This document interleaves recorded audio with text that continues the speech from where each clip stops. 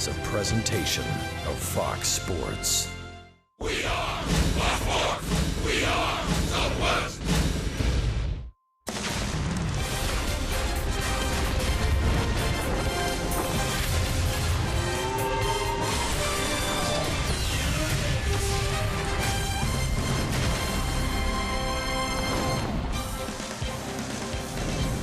Texas Rangers baseball is presented by AT&T High-Speed Internet. And welcome in, everyone, to Anaheim, California, where earlier today the Rangers welcomed the newest member of the ball club, and that is 20-year-old Uber prospect Nomar Mazara. Guys saying in the clubhouse, it's great to see you here. Now go out and get us a few runs scored against these Angels in Anaheim. And welcome in, everyone, along with Tom Graves, Steve Busby. Delighted you could join us on this Sunday afternoon. Rangers looking to make it 3 straight over the Halos here in Anaheim. And it has been a bit of a good news, bad news scenario for the Rangers going back to last night. Both Shin-Soo Choo and Robinson Chirinos out of the lineup now and out for some time, Tom. Yeah, you really feel bad for Robinson Chirinos. You know, the pitch was inside. He actually swung at the pitch. It hit him about halfway between his wrist and the elbow and broke that bone. He's going to be out for a couple of months probably. Guy getting a chance to be a regular catcher in the big leagues. Feel really bad for Robinson. On the other hand, it's a good opportunity for Brian Holiday, who will get a chance to play on a regular basis. Shin-Soo hurt his leg running in the outfield. He's expected to miss about a month and a half. Nomar Mazara has been called up. Jeff Bannister has said he's going to play him every day, not necessarily guaranteed for the next 6 weeks, but he's going to get a look against righties and lefties and see what the 20-year-old can do. You think he might have a few butterflies in that stomach churning around there? He's got that bat in his hand. He's ready to swing it, and he'll get a chance. It's the number 2 hitter in the Ranger lineup. Martin Perez leads the Rangers against the Angels, looking to make it a series win, and 3 out of 4. We're back right after this.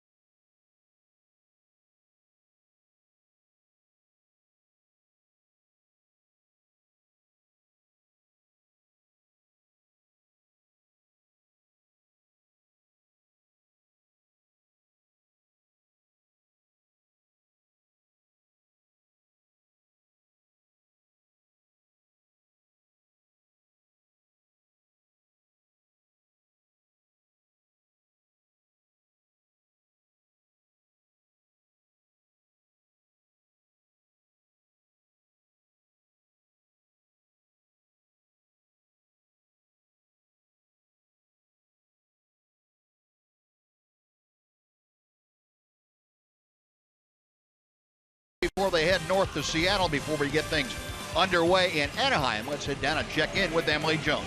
Well, Buzz, Martin Perez making his second start of the season here this afternoon. He did not get a decision in his first start, but did notch a quality start in that outing. He said the key for him, not only today, but throughout the season, is to not think so much.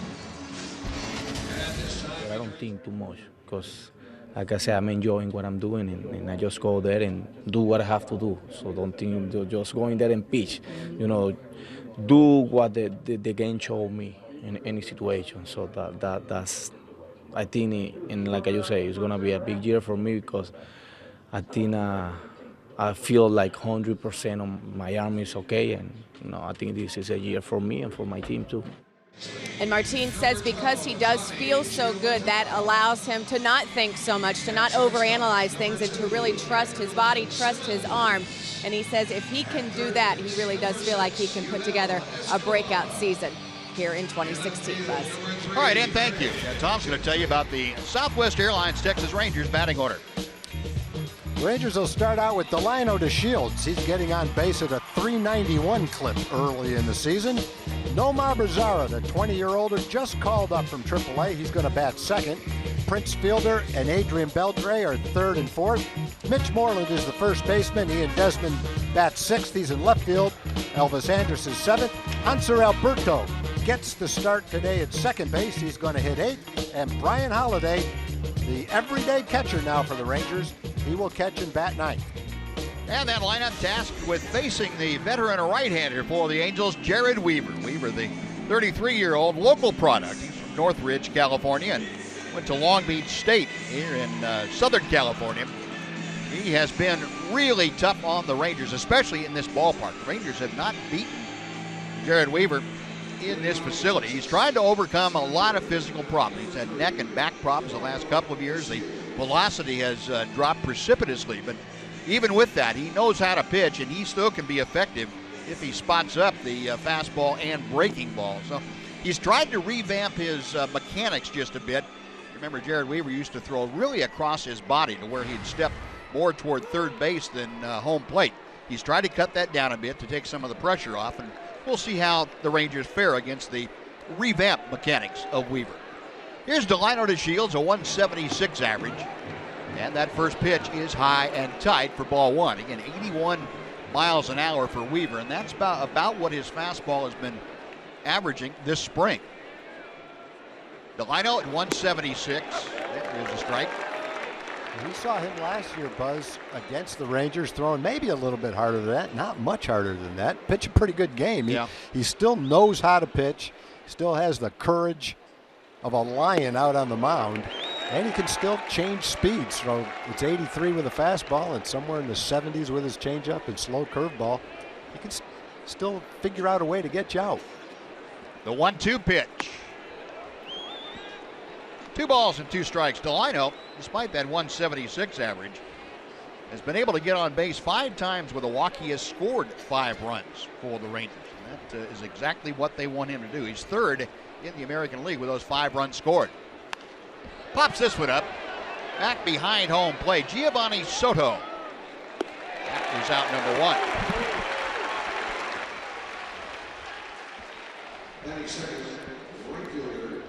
So the Shields pops out, and now here comes Nomar Mazara, the 22-year-old from Santo Domingo in the Dominican Republic. Just called up today. Shin-Soo Choo going on the disabled list with that grade 2 calf strain, and that opened up the spot for Mazara. This year at Round Rock, in the early going, 6 for 12 with 4 runs scored. So off to a terrific start.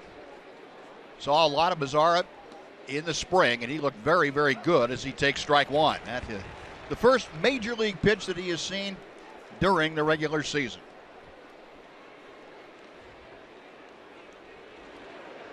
Big slow hook, just a little bit outside, 1-1.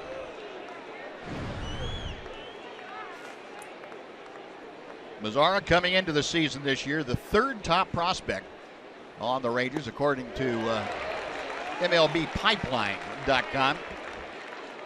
17th rated prospect in all of baseball. Rangers had 3 in the top 8 or excuse me, 18. 1-2 pitch. Yeah, and I bet when Nomar has visualized his first major league game, he probably didn't visualize this kind of a pitcher as the guy he was going to face. No, probably not. Rangers minor league player of the year last year, Nomar Mazara, split the time between AA and AAA. 296 average at the 2 stops last year for him. 2-2 now. Weaver trying that comeback fastball that just stayed inside a bit. Yeah, that's the other thing, in addition to not having much velocity, not in addition, but in spite of the lack of velocity, he still has good movement on his pitches. And again, he knows what he's doing out there.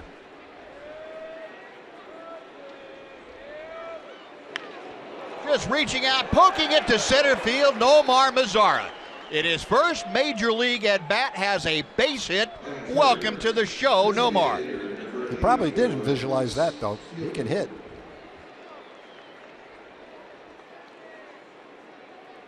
Well, Mazara with the base hit.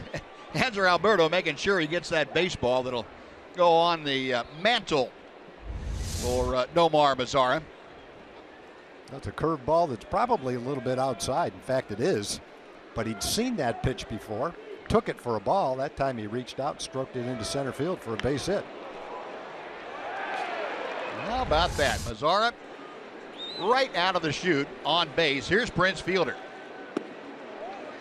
Fielder with an RBI in each of the last 4 ball games. And as we told you, at least 1 RBI in 5 of the first 6. He has 7 overall. He has been driving in the runs despite hitting just 190. He does have a couple of sacrifice flies. Hit safely in each of the last 2 games. Takes outside, 2 balls, no strikes. One of the few stadiums here in Anaheim that Fielder has not had a good average. He's only a .222 hitter. This is his 24th game against the Angels in this ballpark.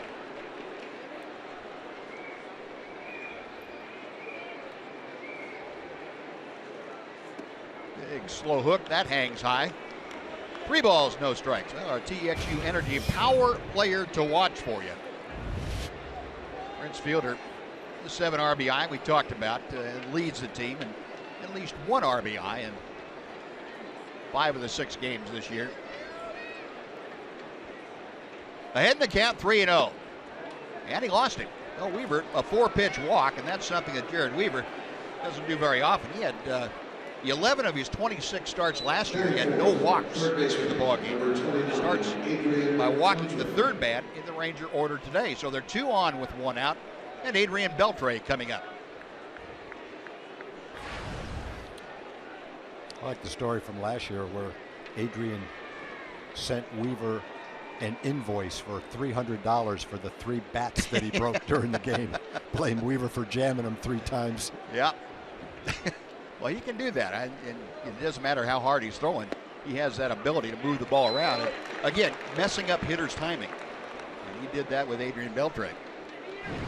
Adrian last night, a big night. A couple of doubles and a home run.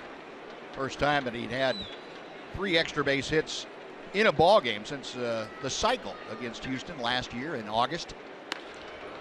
Popped into right field. Calhoun started back, now has to come on a bit. 2 gone.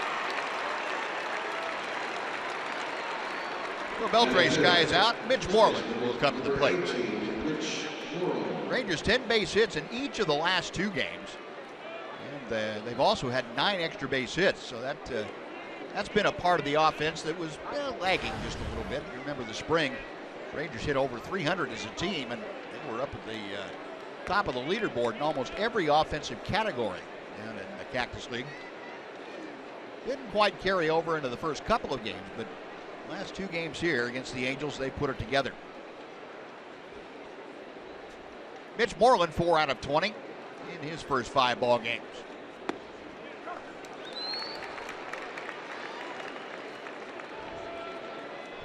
Moreland, another one of the Rangers that has career bests against the Angels.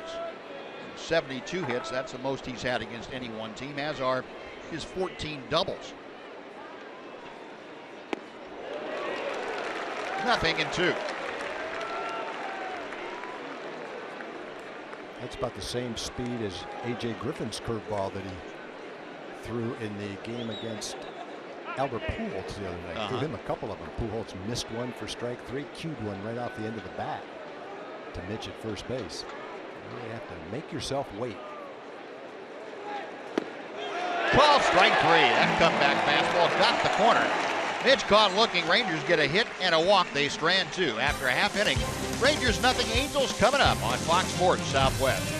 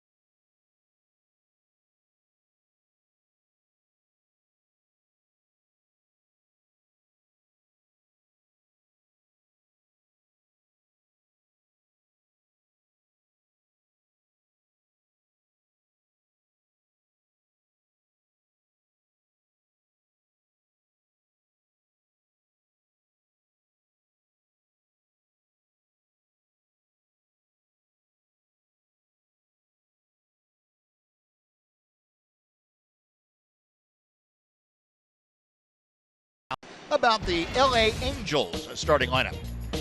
Yunel Escobar leads off again. He's the third baseman. Craig Gentry is in left field. Mike Trout and Albert Pujols, where they usually bat third and fourth. C.J. Cron is the first baseman. Cole Calhoun is out in right field batting sixth. Andrelton Simmons is batting seventh.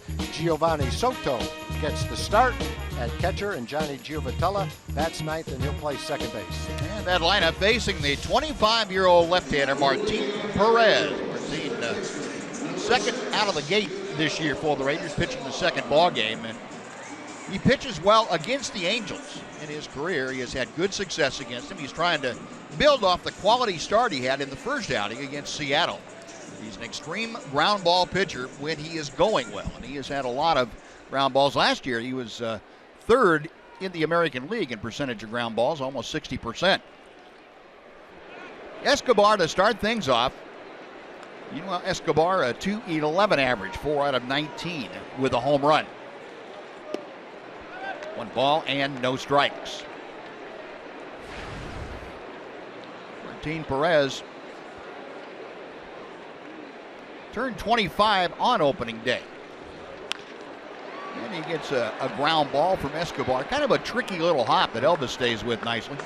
Yeah, those hops, you know, we just kind of, I think, Buzz, and visualize what it would feel like to us if we were out there trying to field that ground ball, and it'd be like 50-50 whether you could catch it. These guys, it doesn't matter what the hops are. They expect to catch every one of them. That's why it's the big leagues. Take a look at the Rangers defense, delivered to you by Chicken Express. This afternoon, Ian Desmond and Delino Shields. He is flanked by Nomar Mazara in right field. His first major league start, already a hit under his belt. Infield with Moreland, Alberto Andrus, and Beltre, with Ryan Holiday catching. Yeah, if I was taking ground balls out there, I'd have the catcher's gear on and whatever else I could find. Craig Gentry, 3 out of 10. And a big RBI here on Thursday night in the first game of this series. Rangers dropped that one to the Angels, and Angels came back with Pujols, a walk-off hit in the 9th inning to win that game. And the Rangers got their offense in gear to have won the last 2. 2-0. Craig Gentry with Oakland the last couple of years. Up and down last year between Oakland and their AAA affiliate. First year with the Angels. 2-1.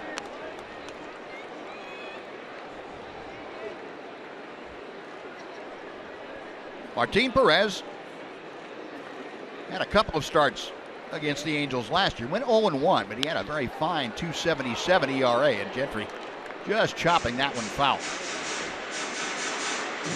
Mentioned Martin over his years. He has quality starts in the 4 previous outings that he's had against the Angels. Angels have had a difficult time hitting against him. Just a 190 team average in those 5 starts.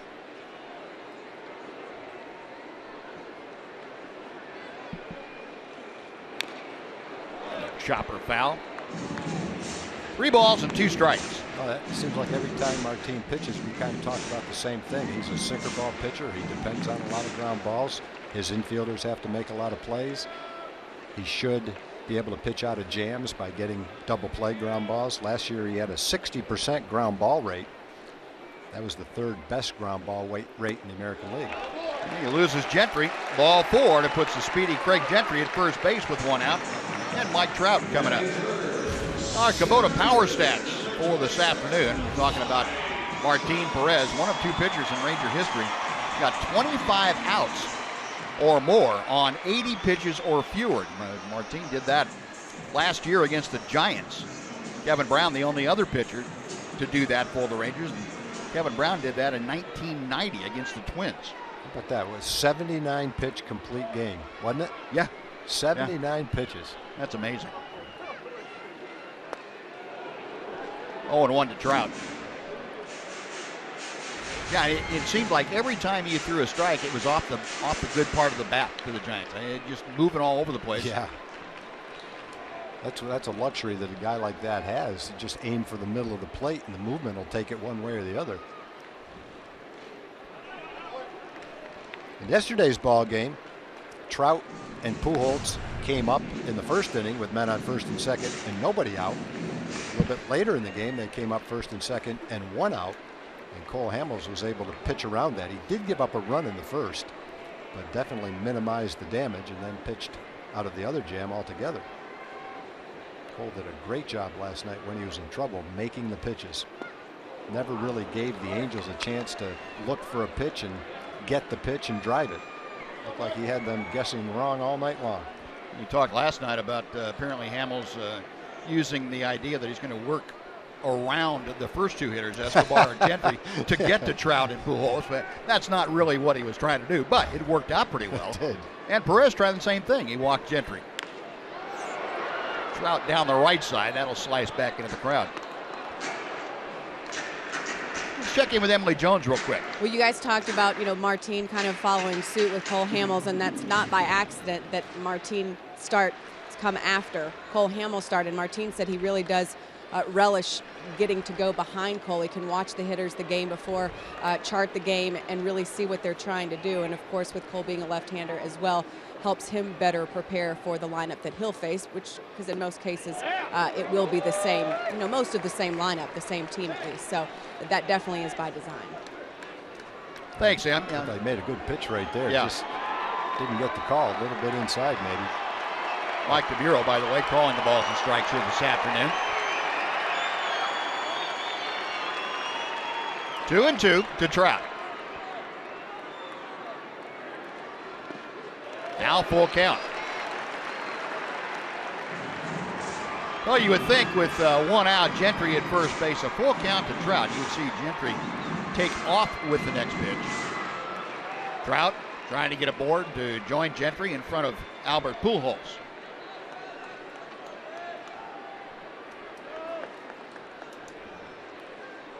A partly cloudy day. Sun trying to peek through the low clouds. 3-2 pitch is low. Back-to-back walks. There are 2 aboard. Big guy coming up. I mentioned this during this series. The Angels are not hitting much as a team. In fact, their batting average for the season so far is 189. They've only hit 1 home run. They've only scored 9 runs all season long. And so while they're not swinging the bats, the key is make them hit the ball. Yep. Don't give them any extra base runners. Now, Trout's a little bit different story. But definitely with Craig Gentry. You want to make him put the ball in play. Well, Pujols will step in with runners at first and second. Albert with the only RBI for the Angels last night. That came on a ground out. And that was Pujols' 1,700th RBI in his career, the 24th player to reach that plateau. Pujols ended the night last night 0 for 4, and he's just 2 for 13 in the series with a couple of RBI. 1 for 5 in his career against Martin Perez. 1 ball, no strikes. It's been a struggle so far. 7 strikes, 10 balls, 17 pitches already for Martin. Trying to find a little bit of rhythm, make that pitch. So one pitch away from getting out of the inning. Exactly. Yeah. A little ground ball and get back in the dugout. That's the good news. You are just 1 pitch away. Get that double play ground ball, something the Rangers have done better than anyone else in Major League Baseball, and that's turn the 2 ball.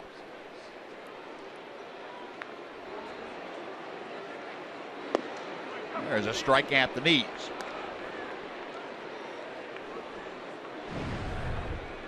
Albert Pujols coming over to the Angels 4 years ago.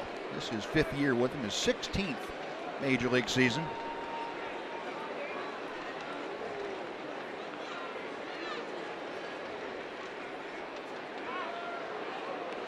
Craig Gentry drawing a close eye from Martin Perez.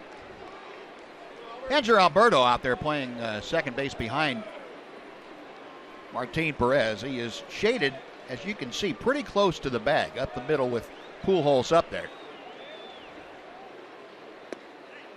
That one's just low and outside. 2-1.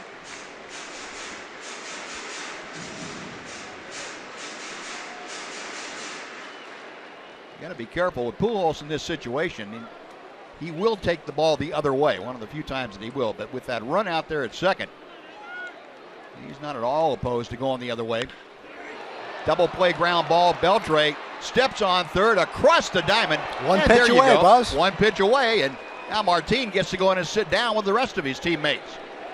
No runs, no hits, 2 walkers, 1 left stranded. After 1, we are scoreless.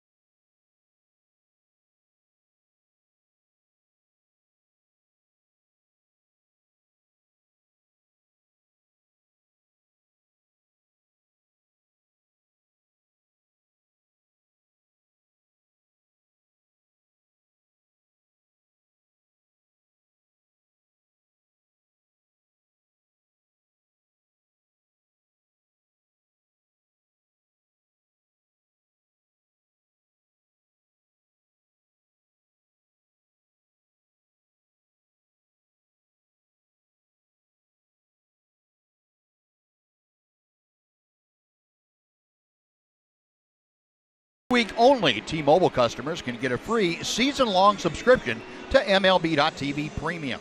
Just go to T-Mobile.com/MLB to sign up now and catch every moment on America's fastest-growing LTE network.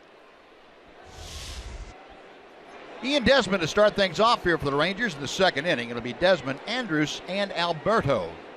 Face Jared Weaver. First ball swinging. And Cole Calhoun ambling into his right. One pitch and one away. Next will be Elvis Andrews. Weaver able to work around a one-out single by Nomar Mazara in the first inning. That was followed by a walk to Prince Fielder. But Beltre and Moreland could not bring anyone home. Well, the Rangers, who were able to score in the first inning of each of the last two games, had an opportunity but couldn't get anything up on the board. Elvis, 7 out of 23 in his 5 games thus far. That's a .313 average.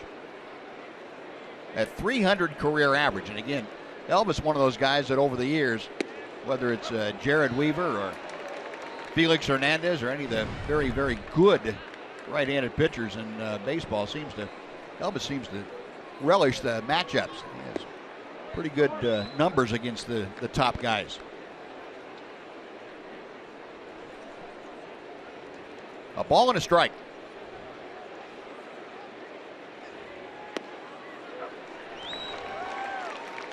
There's a lot of pitchers that if they lost the velocity that Weaver's lost, what would you say he used to throw? 91, 2, 3 around there? Upper around 90, maybe 92. So, you take a guy, most pitchers, you drop 10 miles an hour off the velocity of their fastball, and they're going to have a really hard time getting big league hitters out. And I'm not saying Weaver's the same pitcher now that he was when he did throw a little bit harder. But he still can get you out. Yep.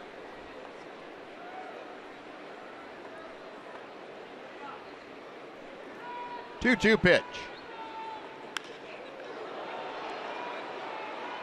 Trout angling across to right center field.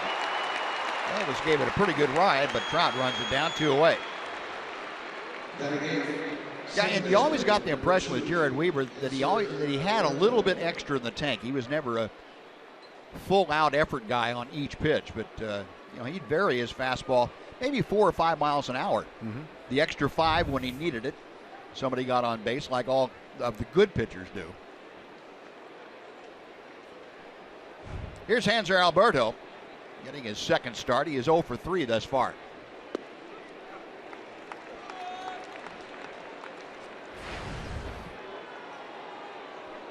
First chance for Alberto to match up with Jared Weaver in a regular season game.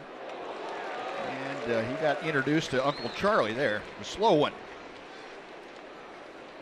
0-2. I have to think that while you're on the bench, looking at the radar gun speeds and watching him pitch, that your feeling is it's going to be a little bit easier than it actually is when you get up there. Simmons, a rocket to first, and that'll do it. 1, 2, 3, go the Rangers. We finished 1.5 here in Anaheim. Rangers nothing, Angels nothing.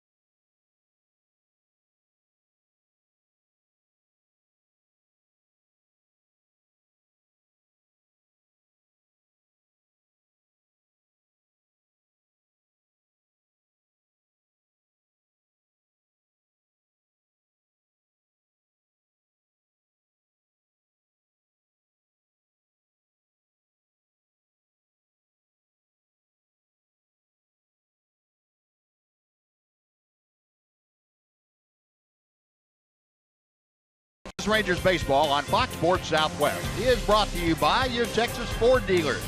Visit your local Texas Ford dealer today for incredible deals and see why Ford is the best in Texas.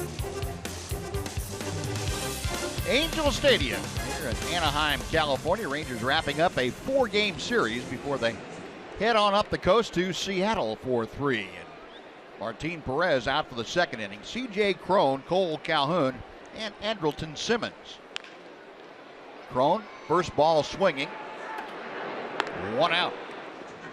Well, Martin battled through the first inning, threw a lot of pitches in the first inning, more balls than strikes, but because he's a ground ball pitcher, he was able to get the ground ball to get out of the out. Now he gets a quick out with C.J. Cron, and hopefully after getting back in the dugout and regrouping, comes out and throws a lot of strikes, gets a lot of quick outs. Yeah, whatever good feeling that Martin Perez went out to the mound with after the half inning off, Cron really empowered him to say, yeah, that's what I needed. Go up there swinging to that first pitch, get an easy ground out.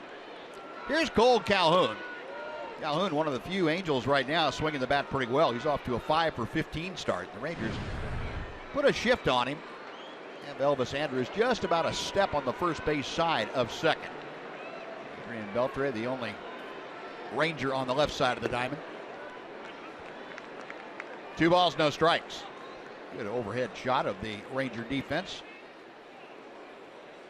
Alberto, the second baseman, not playing out in shallow right field. Calhoun runs well enough where you can't give him that much.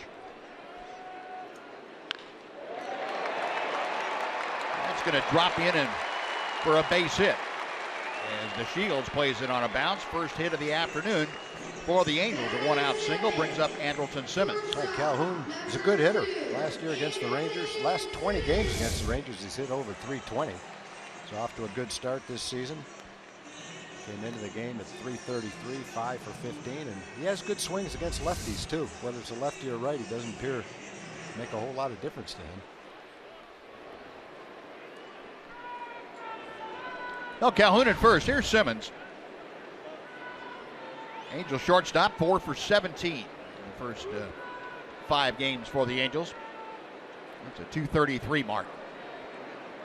Likes to hit the ball to the right side. Tried to right there. And it's back to the screen. Rangers give him a little bit of a hole on the right side with Hanser Alberto shaded toward the bag at second. Of course, Alberto and Andrus up at double play depth.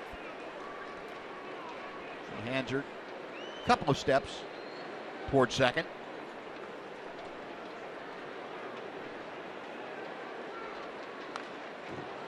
Nothing in 2.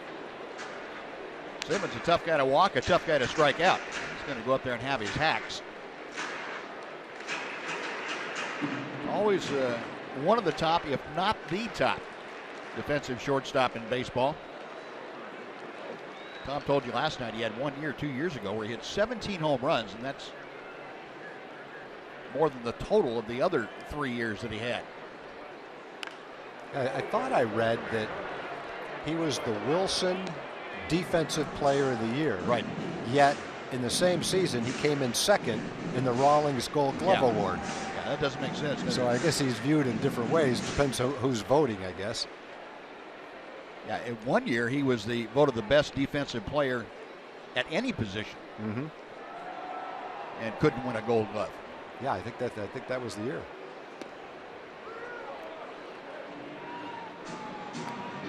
Mike DeMiro stepping out from behind home plate, calling time as Simmons asked for time, and it was granted.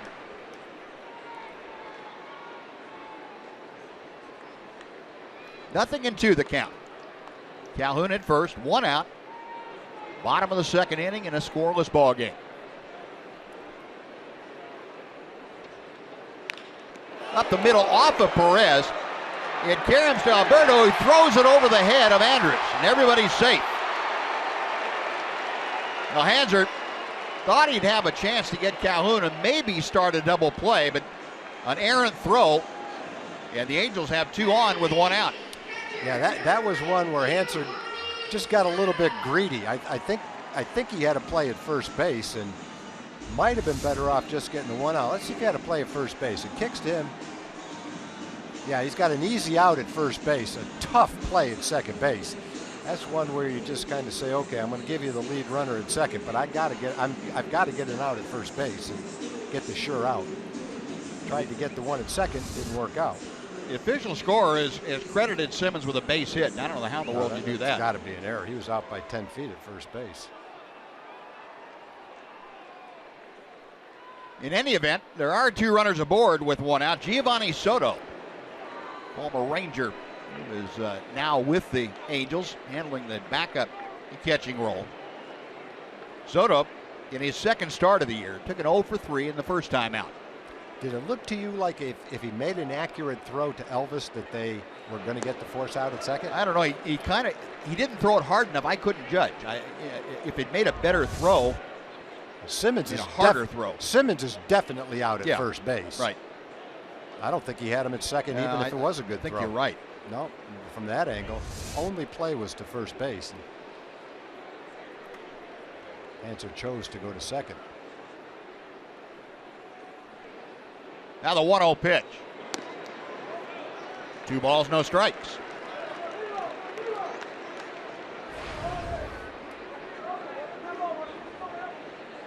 Soto in 12 seasons, a .245 hitter, 101 home runs and 343 career RBI.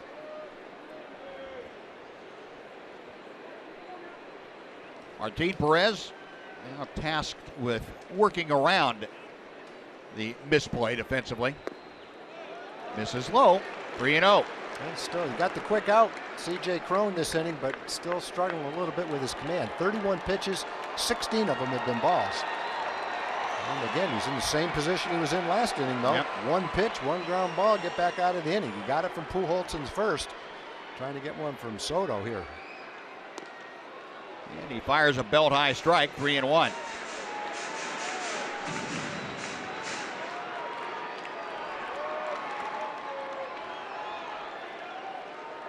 One of the things Martin Perez is really working on is managing himself during a ball game, and he's being put to the test here. Too slowly hit to get a double play, I believe. No, they turned it. They are wrong on that. Wow. Pass. 1 pitch away again. We just got to keep calling it for him out there. 6-4-3, the second double play that ends an inning. After 2, no score.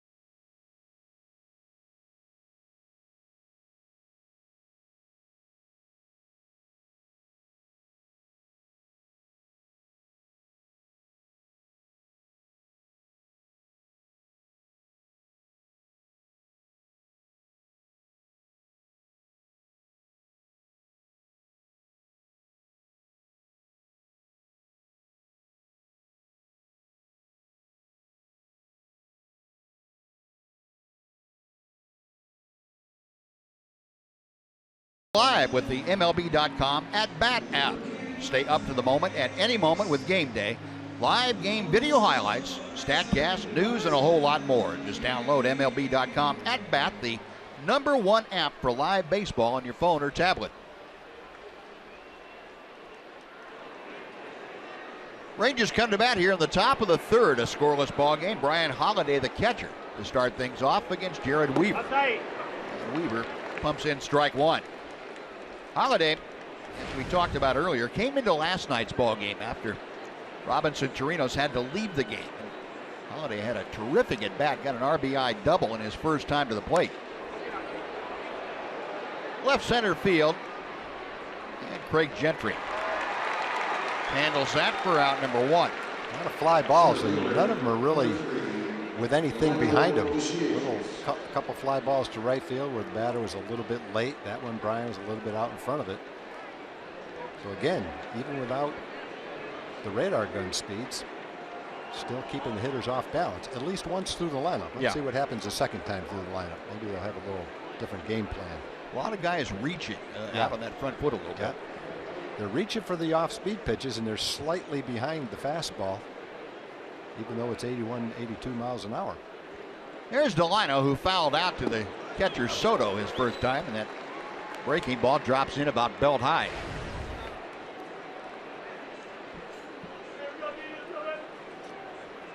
DeShields, a modest 2-game hitting streak. Slowly hit to third. Escobar, nice pickup. And a nice pickup by C.J. Cron for the out.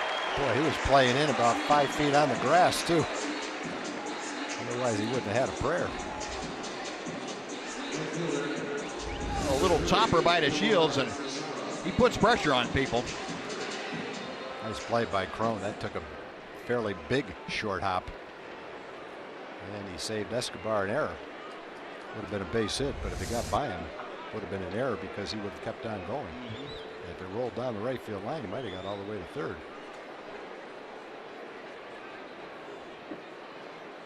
Time, Carl, Cole Calhoun out there in right field had to retrieve a hat and throw it back into the seat. And man dropped it over the wall out there. Well, here's Nomar Mazara for his second big league at bat. He waited very nicely on an off-speed pitch from Weaver and banged it into center for his first major league hit in his initial at bat. Yeah, funny. One time through the lineup, the one that was ready, was able to wait on it and hit it on a line, was the 20-year-old. Yeah, the Angels already in a shift for Mazara, so apparently they have a book on Nomar after one at bat. Yeah, they didn't have the shift the first time. Otherwise the shortstop would have been there to catch it probably. Now that's some quick analytics. Well, you got to go with what you've got, I guess. That's all they've got. Our AT&T high-speed internet replay. First time up, Nomar Mazara. This is his introduction to the major leagues, facing Weaver, and thank you very much. Banged that hit right back up the middle. 20-year-old in a moment he will never forget. Still 1-2. This time Weaver working him over a little bit, had that pitch in on his fist. First time up, Mazara fouled off a couple of tough pitches also before he got one kind of hanging out over the plate a little bit.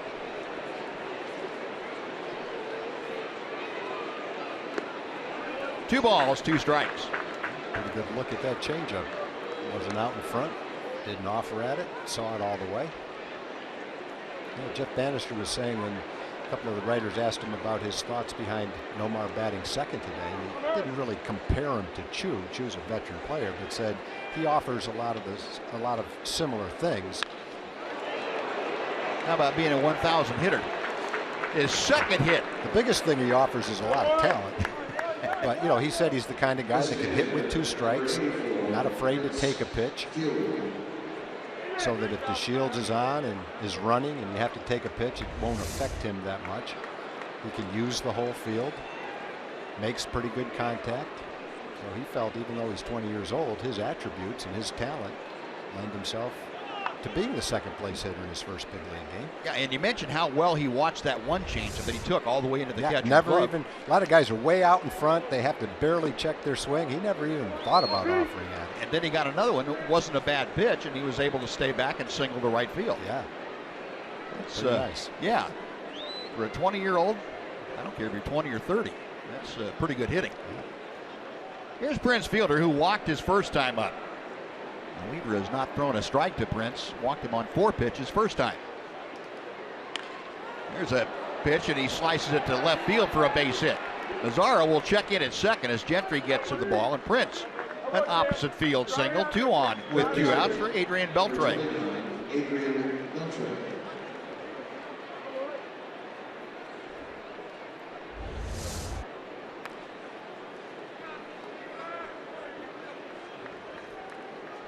Not exactly a thing of beauty, but Prince will take it. You got to have a few of those over the course of a year, don't you? I think you do. Some get more than others. Yep. Well, Mazzara down to second, fielder at first. Beltre, who skied to right field his first time, waiting for Giovanni Soto and Jared Weaver to finish their conversation. Let's go down very quickly to Emily Jones. I was talking to Prince about how he's kind of developed as a player over the years, actually before today's game, and he said, you know, there was a point in my career where if a hit was a hit and it fell, I'd be happy for it regardless. I was more results-oriented than I am now, whereas now if I line one up, hit the ball well, and it goes directly to someone, I know that I'm headed in the right direction. He said that's kind of one of the ways I've changed and evolved over the course of my career. I'm sure he'll take hits wherever he can get them, but he's also very well aware of what he's doing at the plate absent of those results, if that makes sense. Yeah, I think it makes sense, Em, if he says he hits a line drive and he doesn't get as upset as he did before when it's caught because he's saying, great at bat, I hit the ball good. On the other hand, if he's saying if I hit it bad, I don't like taking those little blue pits, I'm not buying that part of it. He's not going to give those back, is he? I don't think so. They liked it. You're exactly. It's like you were listening in on our conversation, you guys. It's exactly what he said. But he did say there was a point in time where he would get really upset with that, and Sure. he had a shorter fuse than he does now. Just part of growing kind of as a person and as a baseball player. I guess if as a player you can get to the point where you're not affected negatively by hitting a rocket right at somebody, that's positive. That's positive. Most guys. I think when you hit a ball hard, you're upset when it's caught. Feel like, what do you have to do to get a base hit? Beltre waiting for the 2-1 pitch from Weaver. A little number hit him out in front of home plate, and Adrian's going to be out. Mike DeMuro, the home plate umpire, out there to make the call immediately, and he said Adrian was out of the batter's box, and therefore the ball hitting him, Beltre is out. The Rangers are gone. No runs, 2 hits, 2 left. 2.5 in the books, no score.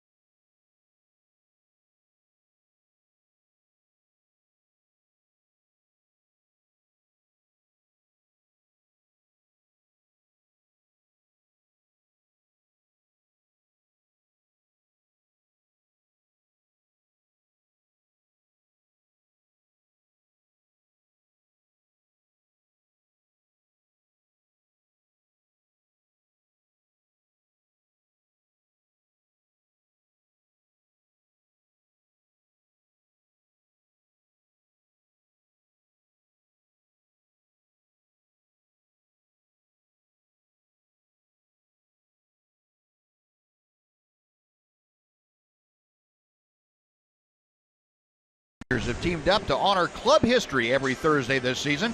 They have a collectible Throwback Thursday pin. The first edition, honoring the Rangers' first game back in 1972, will be given out to the first 10,000 fans at Globe Life Park on Thursday, April 14th. The Rangers take on the Baltimore Orioles. Get your tickets at TexasRangers.com. Already some odd plays in this ball game. Johnny Giovatella, the number 9 hitter, leading things off against Martin Perez. Up the middle, under the glove, and into center field. Perez got the glove down, but it was a little too late. And Giovatella, a leadoff single. First time the Angels have had their leadoff man aboard. And before we see Yunel Escobar, let's send it back to Dana Larson for a Chevy game break.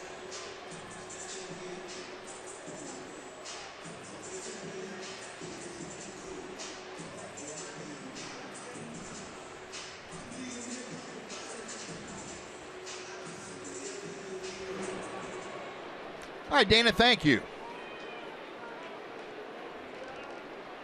Angels with 3 hits so far now after Giovatella's leadoff single. Here's Escobar.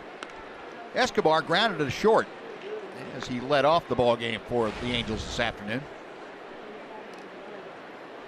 Martin Perez already had a lot of base runners. He's had 2 in each inning, but he's had a double play to end both innings. Yeah, that's really saved him as far as the pitch count goes. To the gap in right center. Mazzaro will cut it off. Stopping at second, Giovatella. Beltre trying to corral that ball, and he's able to. He's kicking it around over there, seeing if he can entice Giovatella to take some liberties, and he couldn't. Well, we kept saying in the first 2 innings, one pitch away from getting out of the inning. One pitch won't get him out of the inning, but it'll get him 2/3 of the way through it if he can get a ground ball for a double play. He could get a triple play. Well, you could. Be hard with. That might have to be a line drive though with Gentry running. Unassisted triple play. How's yeah, that? There you go. Well, if Gentry bunts him over and Trout gets walked, maybe Pujols can hit him to another double play. And Gentry did walk his first time up. Well, first and second, Rangers assuming that Gentry is going to bunt, although he bunted through a couple of pitches the other night. He is around to bunt and gets it down. Perez thought about third, but he'll take the out at first. 1-4 on the sacrifice, put out at first. On to third goes Giovatella, Escobar at second, and Mike Trout coming up.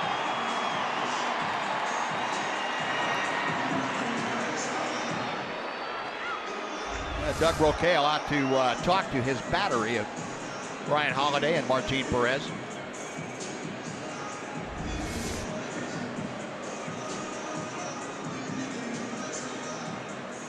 Mike Trout walked back in the first inning. I guess the question that Doug Rocaille posed out there was, how do you feel about pitching around Trout? Do you want to walk him? Do you want to go ahead and go after him? And they decided they were going to go ahead and pitch to him, ostensibly pitch to him.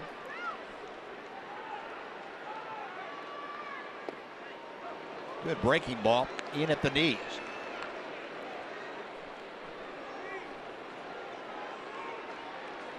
Trout, a .211 hitter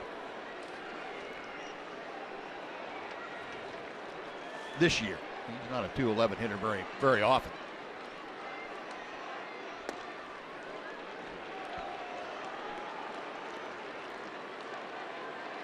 Trout 4 out of 11 in this series. Only 1 for 4 with a double in last night's ball game. He sliced a double to right field last night. Ranger infield will play back with 1 out.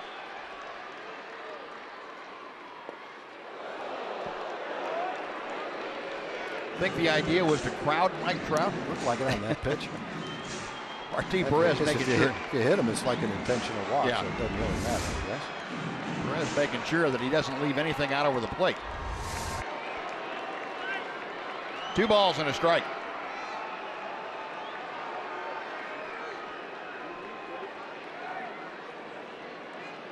Holiday with the signs. Perez working from the stretch. 3-1.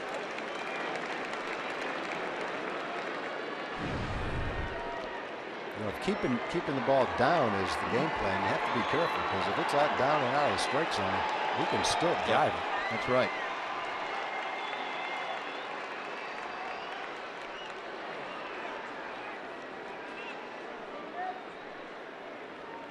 The 3-1.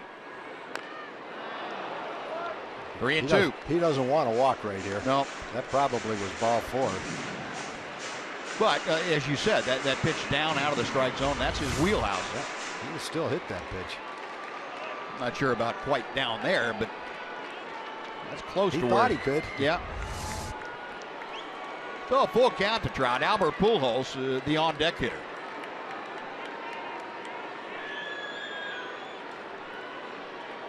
One out, second and third.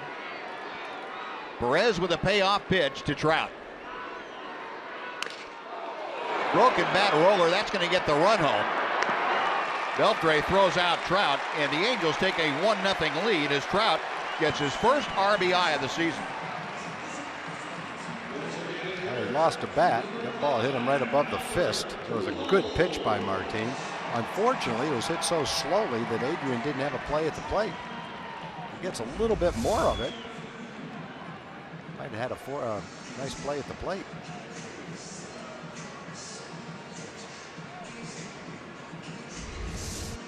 So Trout with the RBI ground out. 2 away with Escobar now at third. And Albert Pujols will step in. Ryan Holiday again went out to talk briefly to Martin Perez, trying to get his thoughts on how you want to go about Pujols with 2 outs in this situation.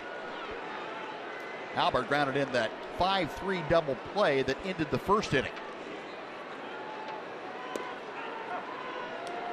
A strike to the inside corner.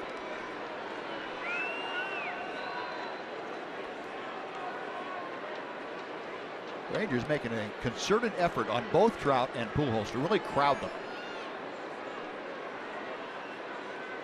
One thing you worry about with a guy as strong as Albert Pujols, you crowd him, and they still might be able to get enough wood on the ball to drive it into the outfield for a base hit.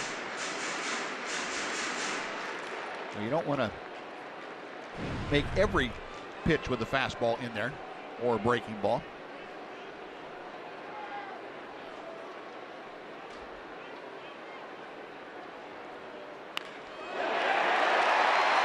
2-0 Angels. And the ball gets by. Desmond couldn't come up with it. Pujols into second. A single and an error.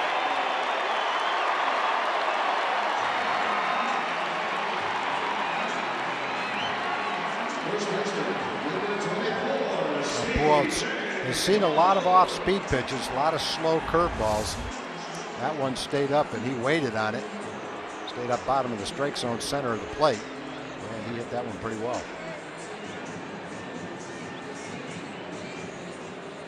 Ball just skipped past him. He really had no need to get the ball in quickly with Pujols running. Ball just skipped by him. So 3 hits in the inning, a couple of runs across. Here is C.J. Cron. 0-1. Cron swung at the first pitch and put it in play last time up. Grounded to short. Up there now with Pujols at second. 2 outs, 2 runs across here in the Angel third.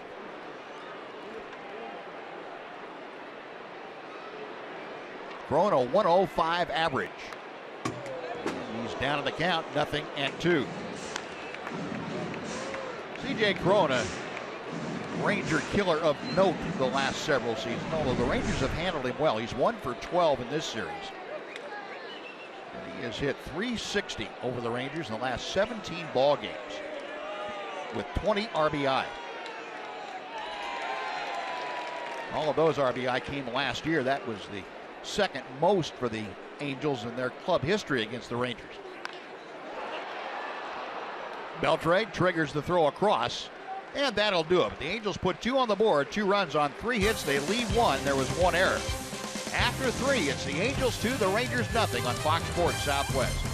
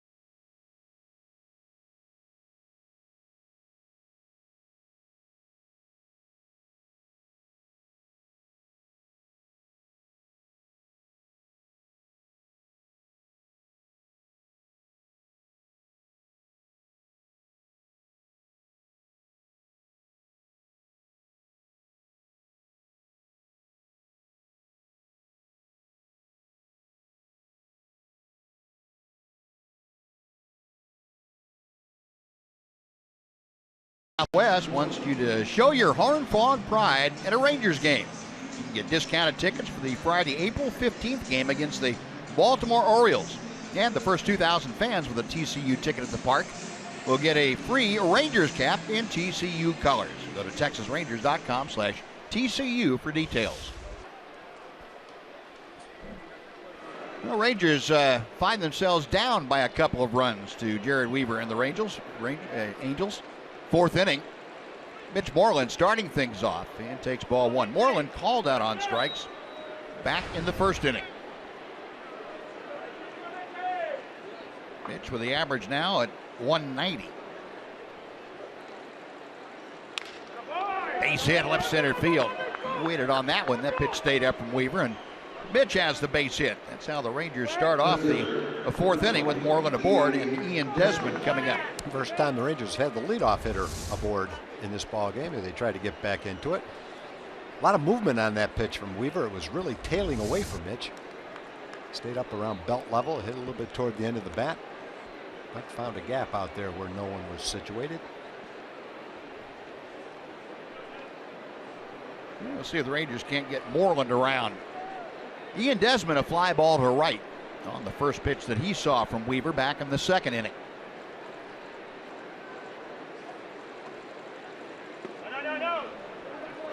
Talking about before the ball game about Jared Weaver, his mastery over the Texas Rangers, especially in this ballpark. He is 10-0 against the Rangers in 17 career starts here at home. And Weaver in that time span, a 2.26 ERA.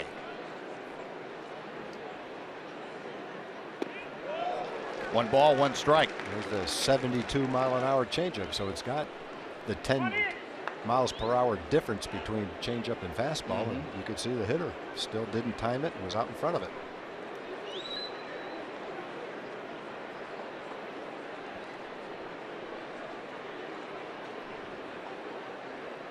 One and one to Desmond. Now 1-2. Now for Jared Weaver, our Coors Light cold hard fact for you. Jared Weaver just one of 3 active pitchers to have played their entire career with just one team and have at least 100 wins. The others, Justin Verlander with the Tigers and Felix Hernandez with the Mariners.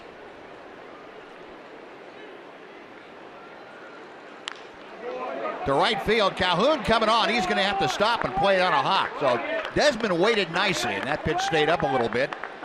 Back-to-back singles open up the Ranger fourth inning. 2 on, nobody out for Elvis Andrus.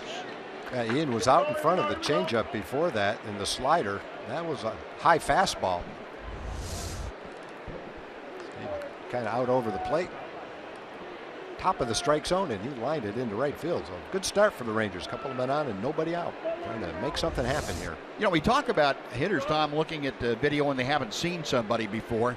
A pitcher trying to figure out what he's got. It's got to be equally tough when a guy like Jared Weaver is so much different than he was 2 years ago, stuff-wise. Does it help to look at video and see what? I think it helps, but the thing you can't do with video is you can't visualize the deception in his delivery when you're up at the plate. Right. And that's always been something that Weaver has had going for him. He's all arms and legs. He takes the big leg kick. As he comes forward, his glove goes up, his arm goes back, and he's tough to pick up. So you can watch the pitches in video. Yep, there's his curveball, there's his changeup. But until you get up to the plate and try to time it with his delivery, it's something, it's information, but I don't know that it gives you as much as you need by just the on-the-job training of going up and facing him. Elvis not showing bunt that first pitch. He had one to work with there and fouled it back. A ball and a strike. I mentioned that Weaver looked like he was trying to cut down on how much he threw across his body, stepping more to the right of the straight line to home plate. He's gone back to pretty much what he did before. So he must have figured in spring training. He had a terrible spring. So he must have figured that, heck with that. If I put more stress on my body, I put more stress. Back our way and out of play. Oh, a pretty good pitch to hit right there. Elvis likes that high pitch. That was a high hanger right down the middle of the plate. It's the kind of ball that makes solid contact and shoot it right in the gap in right center field. Yikes. Didn't break much, but the off speed had him fooled just enough. Moreland at second, Desmond at first. 2-2.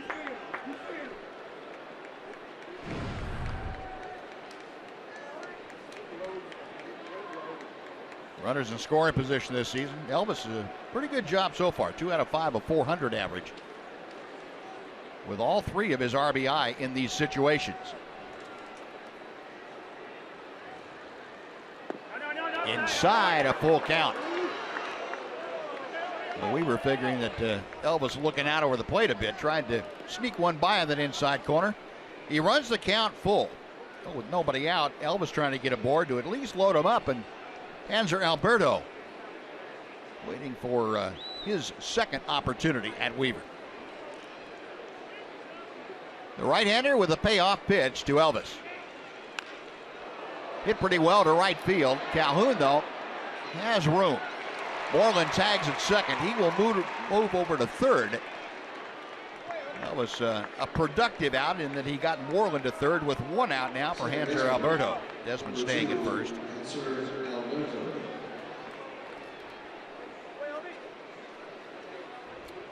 Yeah, Elvis moved the runner, but I have to think after the pitches he saw in that at bat, he's probably a little disappointed that he wasn't able to do a little bit more.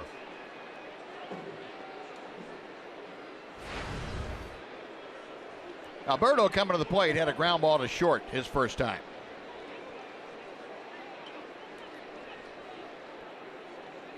Hanser getting the start at second this afternoon in place of Rougned Odor. Rougned just getting the day off.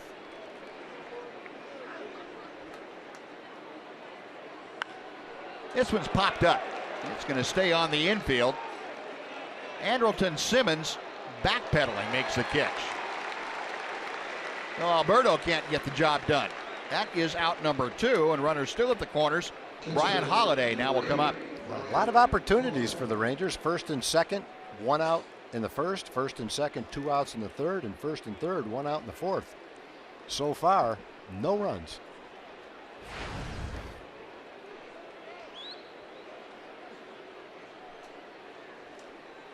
Brian Holiday led off the third inning for the Rangers today and flied to left field. Holiday, as we mentioned, came in last night. His first at bat in the 7th inning and an RBI double. He's off of Garrett Richards.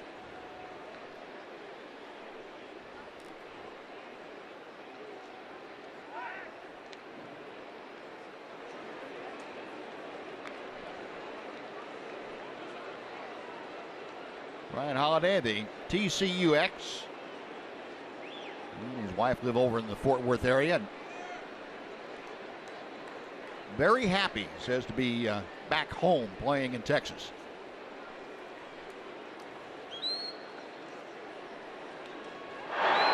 Take you back to last night, that double we talked about off of Garrett Richards. Well, it was a battling at bat for him, and Richards pretty tough, but Brian Holiday able to turn him around with that double down the line. Yeah, he not only drove in a run with that double, he then scored a run, so turned a 2-1 game into a 4-1 game with 2 outs.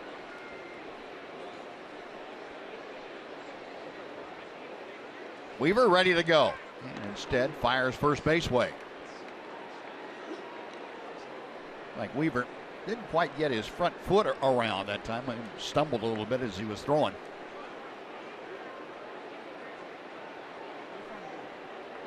Rangers would take an errant throw to first.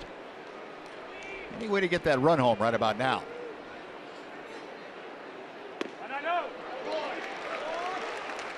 Nothing in 1.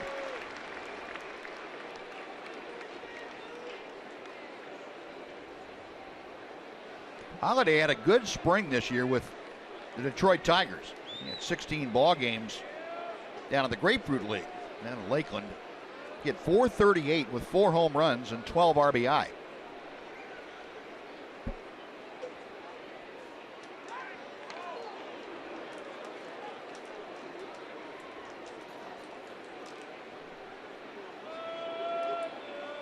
Weaver intent on keeping Desmond close at first.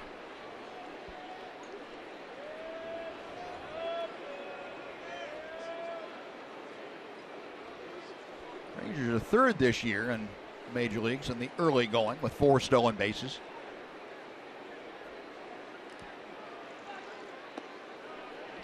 One ball and 1 strike.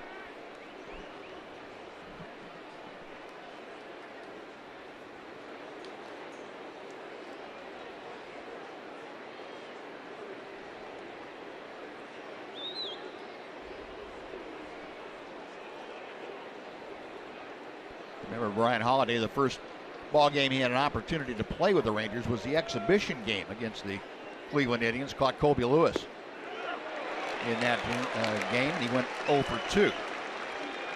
Tough pitch. Near the outside corner. Tough pitch to reach, though. Might have to try at it with 2 strikes.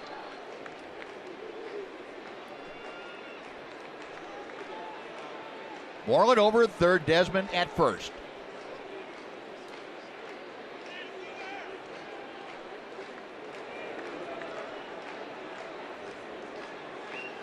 Pitch out, nothing going.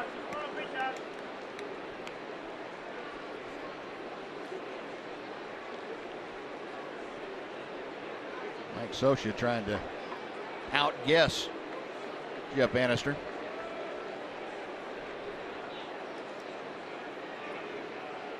And Desmond over there at first base with good speed. 2 balls, 2 strikes.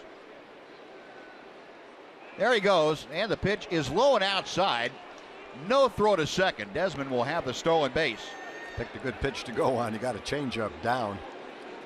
Well, Brian had a big 2-out hit last night. A 2-out hit right here might tie the ball game.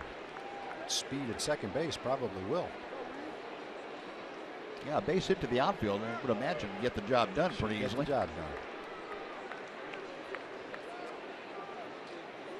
Holiday hitting 9th.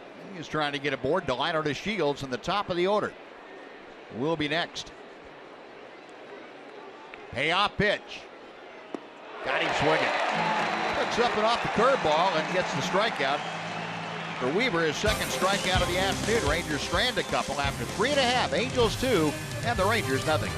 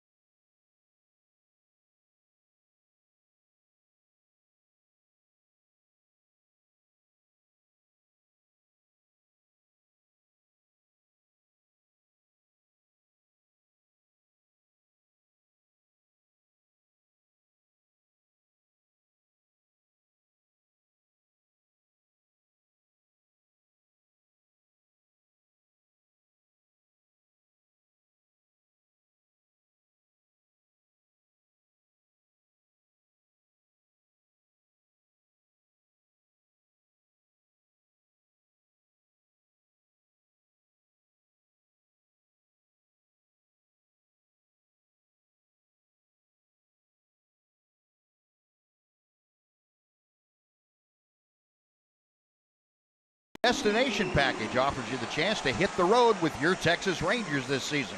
Packages include first-class hotel accommodations, a meet and greet with a Rangers player, a VIP ballpark tour, and a whole lot more. Visit TexasRangers.com/destinations for the 2016 trip lineup.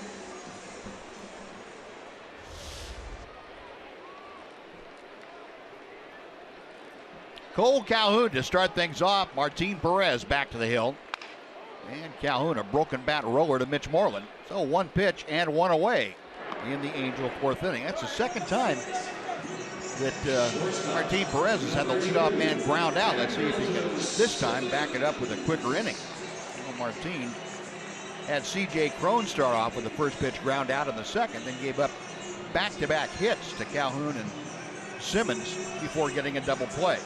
Yeah, what the doctor ordered right here for Martin is about a 10-pitch, 3-batter inning. As you can see, Martin up to 50 pitches, now 51, as he nails down the outside corner to Simmons. 31 strikes, 20 balls thrown by Martin Perez. And he gets both corners. 0-2.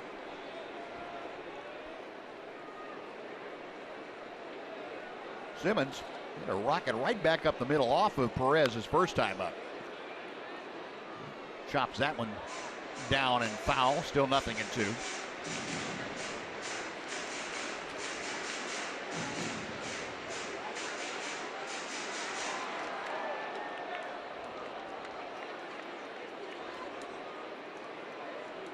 Andrelton Simmons came over from the Braves this past November to the Angels. Eric Ibar, Sean Newcomb, a left-handed pitcher, and a right-hander, Chris Ellis, all went over to the Braves in exchange for Simmons and Jose Briseño, a catcher.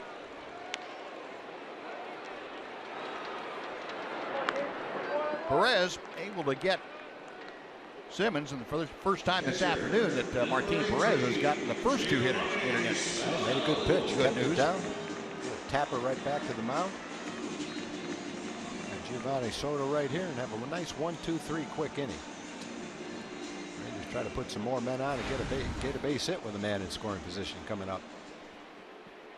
And again, the ground ball has been in vogue here this afternoon when Martin has been able to get the outs. Soto hit a ground ball, and it turned into a 6-4-3 double play back in the second inning. Rangers with 2 more double plays turned today. That is an even dozen for the year. Most in Major League Baseball. The Rangers have been turning them, and the Angels have been hitting into them. Yeah.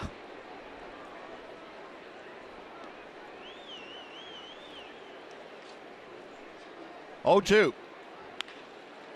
Another ground ball. Elvis will gobble that one up. There you go. There's the inning we were looking for. Martin, a 1-2-3 frame. Only 57 pitches now thrown by the left-hander. We're going on to the 5th inning. 2-0 Angels leading the Rangers.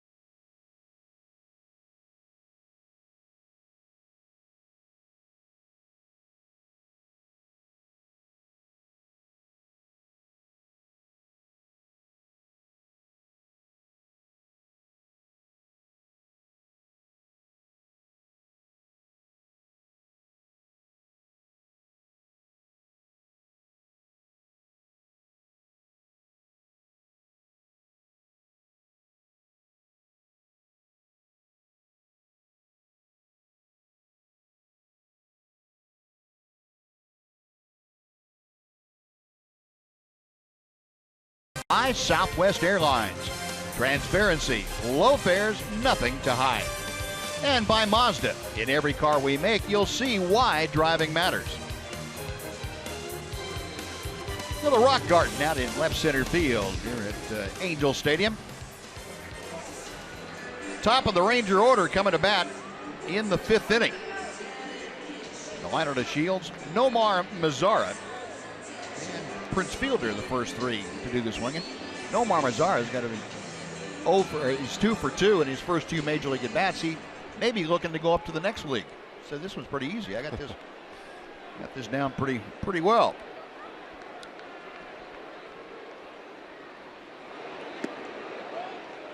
First slow curveball drops a little bit low. Delino, a foul pop and out on a nice play by the third baseman Escobar last time up. Right off the end of the bat, and that's dribbled down the first baseline. Yeah, that's a pitch. You couldn't tell whether it was a fastball or a changeup until he swung at it. And you saw that he was out in front of it and realized it was it was actually a fastball. Looked like a changeup. It was 80 miles an hour. But that was a fastball. Yeah. Delino showing bunt. Takes ball 2. You know, it's amazing. You go from one night, Garrett Richards out there pumping in high octane at 97, 98. The Rangers turn him around pretty well. And you come out this afternoon and see a guy throwing maybe 80 miles an hour. You're having all kinds of trouble. Yeah. Funny game, boy. It's all about disrupting the timing of the hitter. Garrett Richards really didn't do it last night, but Jared Weaver's doing it right now. 2 balls, 2 strikes. You can tell by that look on Delino's face. What am I doing? What's going on here? I don't think he's the only Ranger hitter that's thinking that no. right now. Change up. Guy's a master out there. Strikeout number 3. Let's go down to Emily Jones. Well, it has been a whirlwind 18 or so hours for the Rangers rookie Nomar Mazara making his major league debut, of course, this afternoon here in Anaheim. I asked how he would keep things simple and not let this experience get too big. Not putting too much pressure on myself because, like, I know what I got, so I just want to go out there and have fun. It's the same game, you know, especially I know all the guys here around here, so it's making me more comfortable here. A fly ball deep right center field. Goodbye. Nomar Mazara up on the green hill. Unreal. His third major league hit in 3 at-bats. This one leaves the ballpark. Well, maybe the most telling thing he just said to Emily was, I know what I've got. In other words, I know I can hit. I'm not putting any pressure on myself. And for those of us that haven't seen much of him other than in spring training, I think that's the one thing that comes across is the way he carries himself and the confidence that he shows for a 20-year-old. I mean, he's certainly respectful of everybody that's here, but when you watch his body language, it tells you that he's saying, I belong here too. 0-1 to Fielder, now 0-2. That was a long home run too. I don't know what the tape was, but that's up where Bo Jackson hit one in that All-Star game. That went above the bushes in center field onto the whatever that is out there. It's plastic grass hill. That fake grass hill.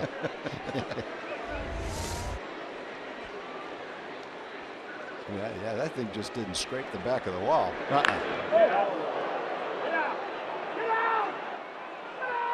Get out. Oh, yeah, get out. Ranger just teammates. wait and see how far out it was. Ranger teammates imploring that ball to travel. Prince Fielder disagreeing with Mike DeMuro's call. He is caught looking at strike 3. That is out number 2.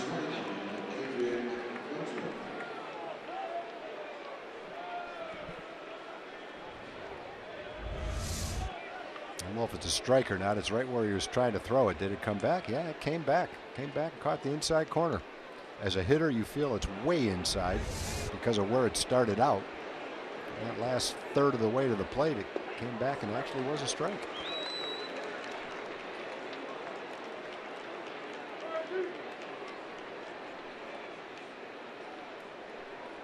Adrian Beltre, a fly ball to right, a tapper out in front of the plate that came up and hit him. Well, it was a put out to Giovanni Soto, the catcher.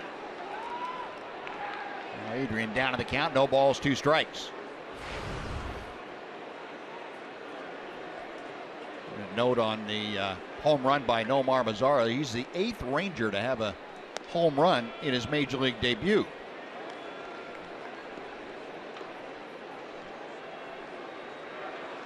Pretty special afternoon for the young man. 1-2 to Beltre. A 2-1 Angel lead.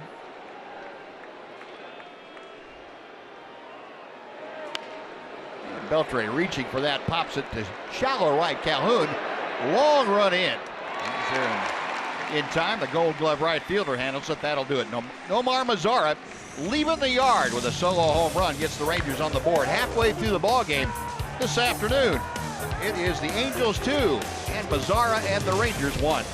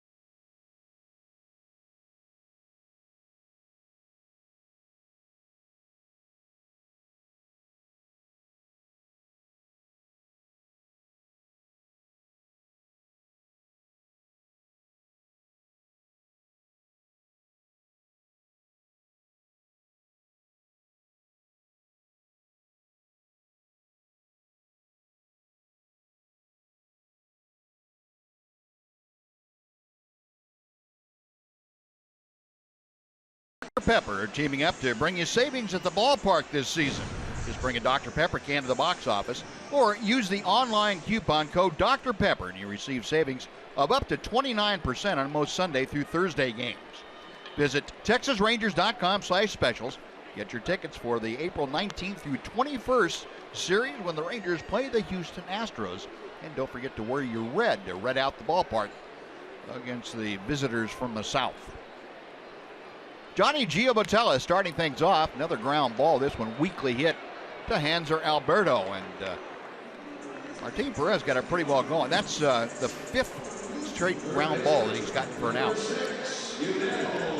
And before Yunel Escobar comes up, let's send it back to Dana Larson in our studios for a Chevy game break.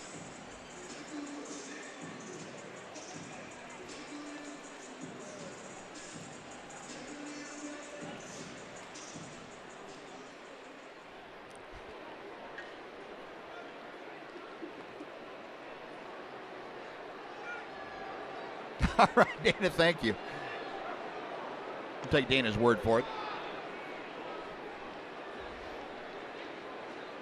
Yunel Escobar this afternoon has singled and scored a run. He's also grounded out, 1 out of 2. Up the middle, off of Perez. Ricochets into foul territory, and Martin couldn't get over there to make a play on it. Well, that was a bullet. That's not the first ball that's been hit back at him today either. That's about the third or fourth. He's been hit a couple of times before that one.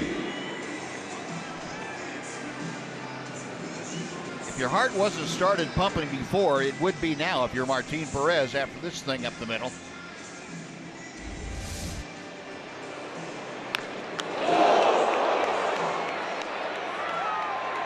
Now the frustrating part is seeing the ball, watching the runner, and knowing you're not going to quite be able to get to it in time to get the throw to first base.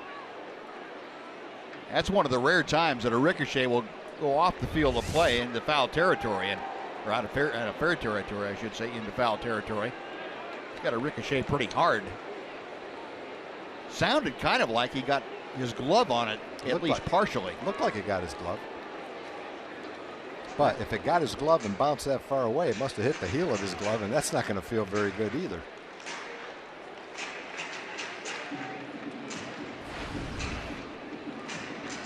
Well, fortunately, Martin no worse for wear, and he will face Craig Gentry with one on and one out.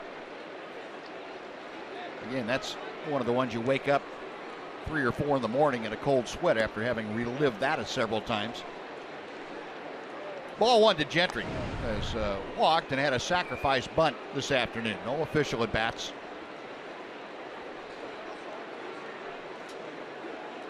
Angels now with half a dozen hits, an equal number for the Rangers.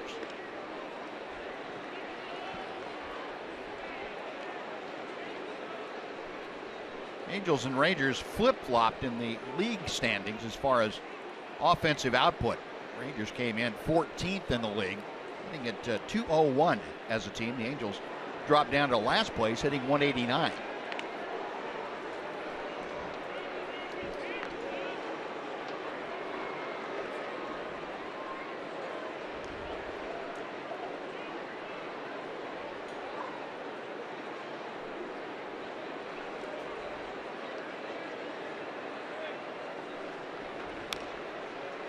Little chopper foul, 1 ball and 1 strike to Gentry.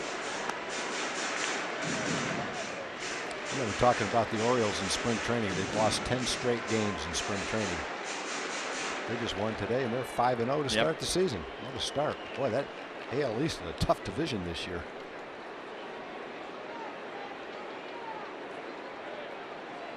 And Tampa Bay came back and showed the Toronto Blue Jays they meant business. Blue Jays kind of crunched them the first couple of games, and Tampa Bay came back and laid it to Toronto.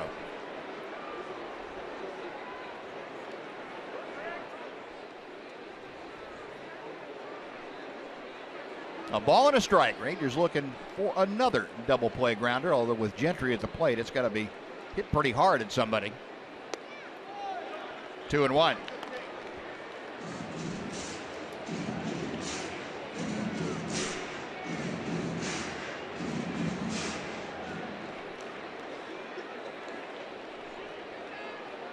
Last inning, a very quick 1-2-3 inning, really helped Martin Perez out. Just 65 pitches under his belt as he works to Gentry here in the 5th.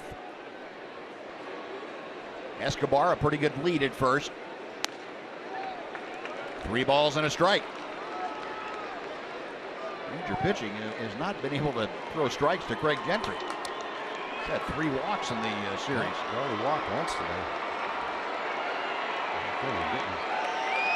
Dangerous situation when you put the guys on in front of Trout and Pujols. Hasn't caused a lot of damage yet in this series, but sooner or later it will.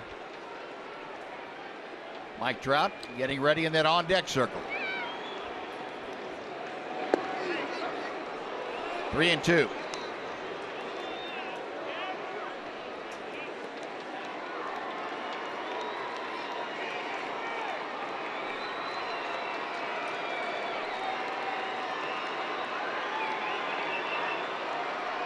Perez staring in for the sign from Brian Holiday. He is ready to work. Slowly hit to Beltre at third. Again, 1 at second. And leaping over the sliding Escobar is Hanser Alberto. For the force play, Gentry aboard now on the fielder's choice. With 2 outs, Mike Trout will come up. Well, the throw kind of takes Hanser into the runner. So he's doing whatever he can to get out of the way. Certainly a clean slide. It was the throw that brought him toward the runner. And that new slide rule has already gathered some critics around baseball, especially the teams that had it called against them. A couple of games ended by a double play call after a slide into second. Most recently, the Houston Astros. Trout this afternoon 0 for 1. Had an RBI ground out his last time up. He has also walked. Off the end of the bat and foul. 1 ball and 1 strike. Trout started off the season 4 for 20. doesn't have an extra base hit.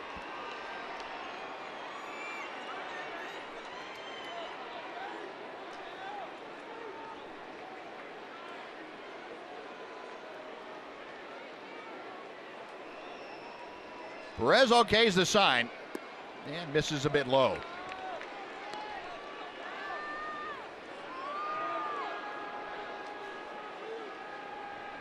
Trout last year just one click below the 300 mark, 299, 32 doubles, 41 home runs, and he scored 104 times. Pretty impressive numbers for the young man. 3-1. Well, again, Martin Perez trying to make sure and keep it off the barrel of the bat with Trout up there. Trout hitting third. He'll be followed by Albert Pujols.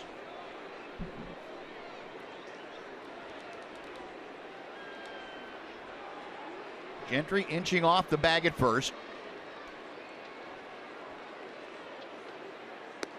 All four. Second walk issued to Trout. Third walk of the game by Perez, and it brings up Pujols. We're talking about that slide rule. It's been enhanced as sliding into bases. And the runner does not engage in a bona fide slide. That means he needs to slide before he gets to the bag and initiates or attempt to make contact with the fielder for the purpose of breaking up a double play. He should be called out for interference.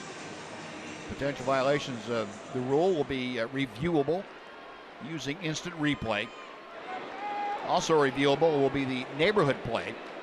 That didn't used to be under the purview of the review rules. Basically, a runner has to initiate his slide before he gets to the bag and not veer out of his path to the base to initiate contact with a middle infielder. Yeah, the dangerous slides, I don't think have ever been the slides where a runner has gone left or right. The slide where they can leave their left hand or their right hand on the bag but still have their body well out of the baseline. Those weren't the ones that were hurting anybody. It's the one where the guy slides like Utley did after the bag and ends up 6 or 8 feet past the bag. Those are the ones that can really cause the injury.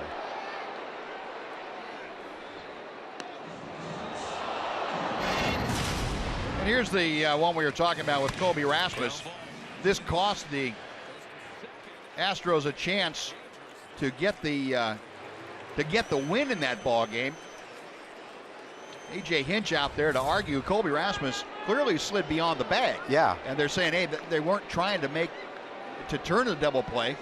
You saw the second baseman, he wasn't thinking about it. That doesn't matter. That's not in the rules. Yeah, and I guess if you go by the rule book, then that's what it is. Right. But I think if you were to watch that last year, the year before, or any other time in baseball, you certainly wouldn't have looked at that and said, man, what a dirty slide that was. Yeah. Someone's going to get hurt. So maybe it has to be fine-tuned a little bit as time goes on. We've seen that with a couple of the other rules. After it's had a chance to be implemented, you look at it, and if there needs to be some corrections or some changes, then I think everybody will look at it and decide what's best. Now, you remember year before last when they first implemented it, they had to change or modify the transfer rule, taking the ball out of your glove. Remember Wash out there talking about that often. And they modified that even before the first season ended. Same thing might be true with the slide rule a little bit. Meanwhile, Albert Pujols up there, no balls and 2 strikes. He has runners at first and second, 2 away. Martin Perez trying to keep this a 1-run game. Up the end of the bat, and Alberto able to knock it down and throw him out. No runs, a hit, and a walk. 2 left for the Angels. We finished 5 in Anaheim.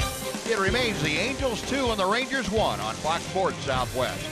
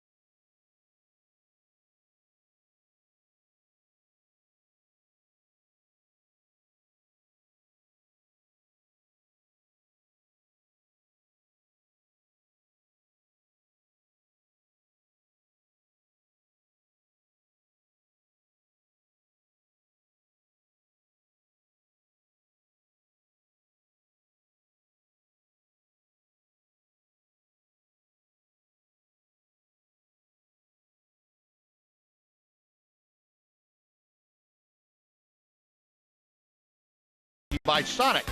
Today's jackpot is worth $300 and dinner for two at Sonic Drive-In. If a Ranger hits a home run during this inning, Jennifer Dunn from Argyle will win $300.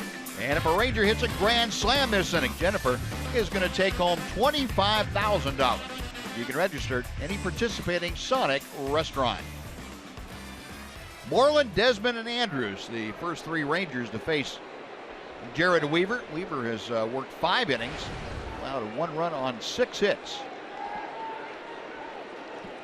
Mitch Moreland has one of those 6 hits. He singled to center his last time up. He's that 64-mile-an-hour off-speed pitch that just flutters into the outside corner. Now, both pitchers have had to pitch out of a number of jams today. They've kept the score down, though. You know, there's been a lot of base runners. 0-2 to Moreland. Rangers have had 3 innings where they've had 2 men on and didn't score. Once first and third and 1 out. Angels, same thing. A number of innings with a couple of men on. Mitch with the average at 227 as Weaver works to him. Hit him. I'll take that at 72 miles an hour. That's Weaver's one guy you're not going to worry about getting out of the way.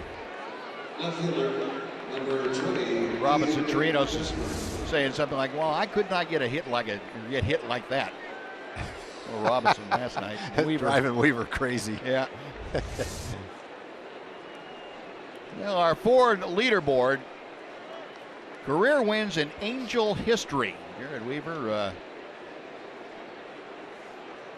tied with Nolan Ryan right now for second in the franchise history with wins. Weaver and Nolan with both 138. Chuck Finley, the all-time leader, better than 160. A 1 on, nobody out. Here's Desmond, who singled his last time.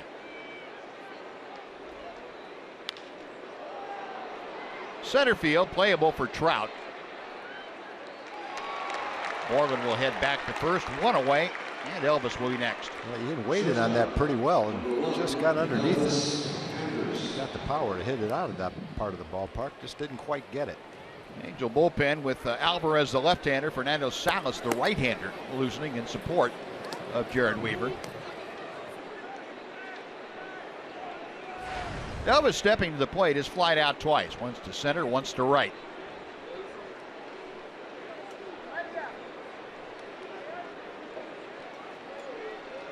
Elvis, good career numbers, not just against Jared Weaver, but against the Angels overall. He's a .320 hitter in his career in this ballpark.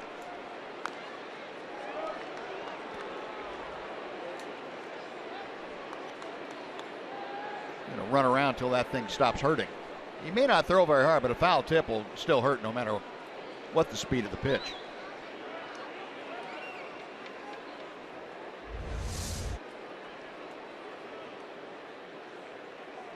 Ouch.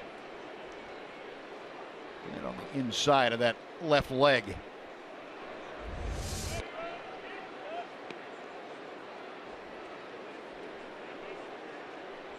Nothing in 1. Elvis waiting for the pain to stop. It may cease about mid-November.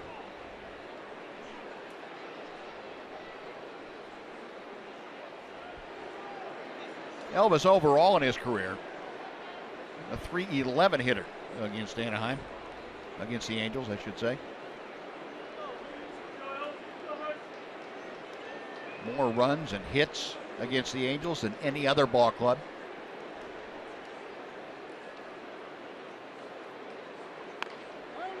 Shoots it up the middle. Simmons right at the bag will turn that into a double play. So a 6-3 twin killing. It removes Mitch Moreland and the Rangers from the 6th inning. On to the bottom of inning number 6 we go. The Angels leading the Rangers 2-1.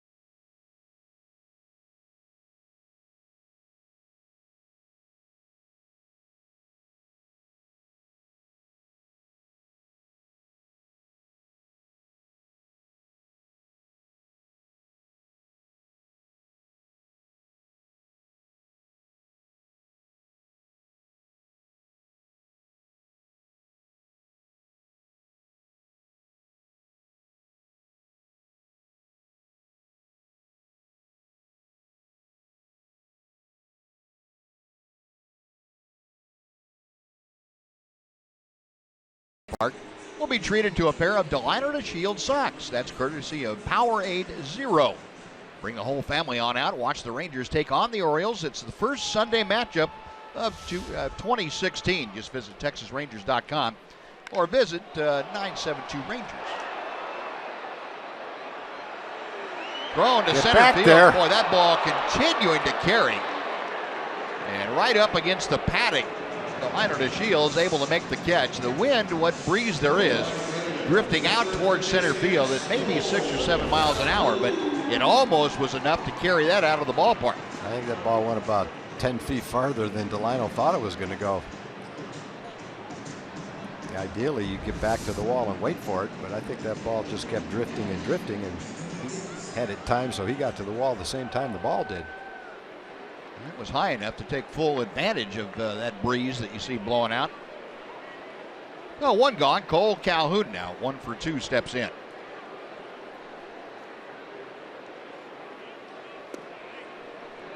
Calhoun had a 1-out single in the second inning. Last time up in the fourth, he rounded out on the first pitch that he saw from Martin Perez.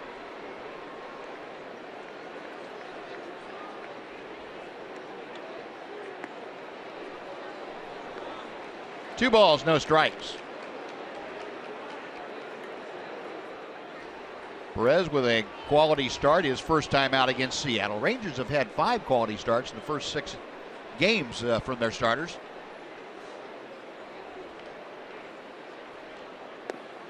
And ball 3 is a bit low. Now Calhoun hitting 6th. He'll be followed by the shortstop, Andrelton Simmons.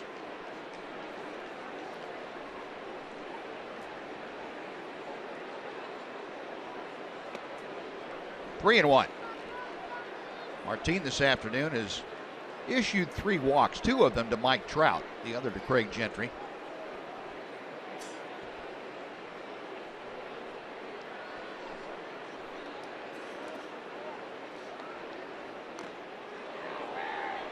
Full count after the foul ball. Now Martin now up to 83 pitches, 52 of them in strike, so that strike ball ratio has improved dramatically. Got off to a rather rocky start in that first inning, more balls than strikes. He's turned it around with the help of a couple of double plays. Ready for the payoff pitch to Calhoun.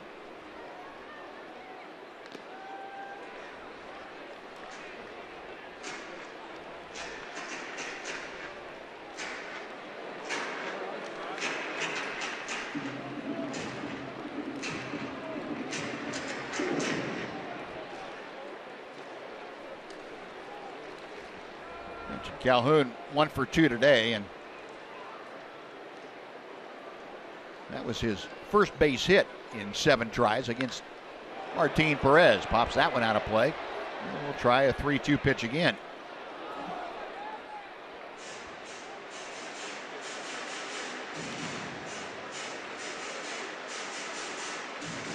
Starting rotation, we were talking about 5 quality starts in 6 outings this year. The ball club Rangers starters have allowed just 4 runs the last couple of ball games. The ERA now for the rotation has dropped to 3.5.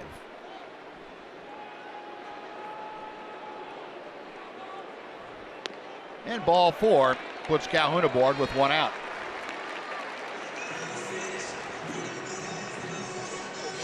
Walk number 4 garnered by the Angels. It will bring up Andrelton Simmons. Calhoun continues to have nice at-bats.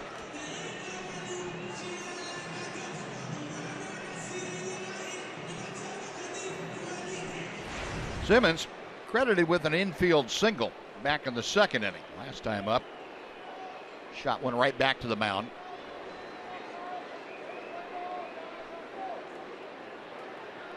Rangers looking to turn their 3rd double play of the afternoon.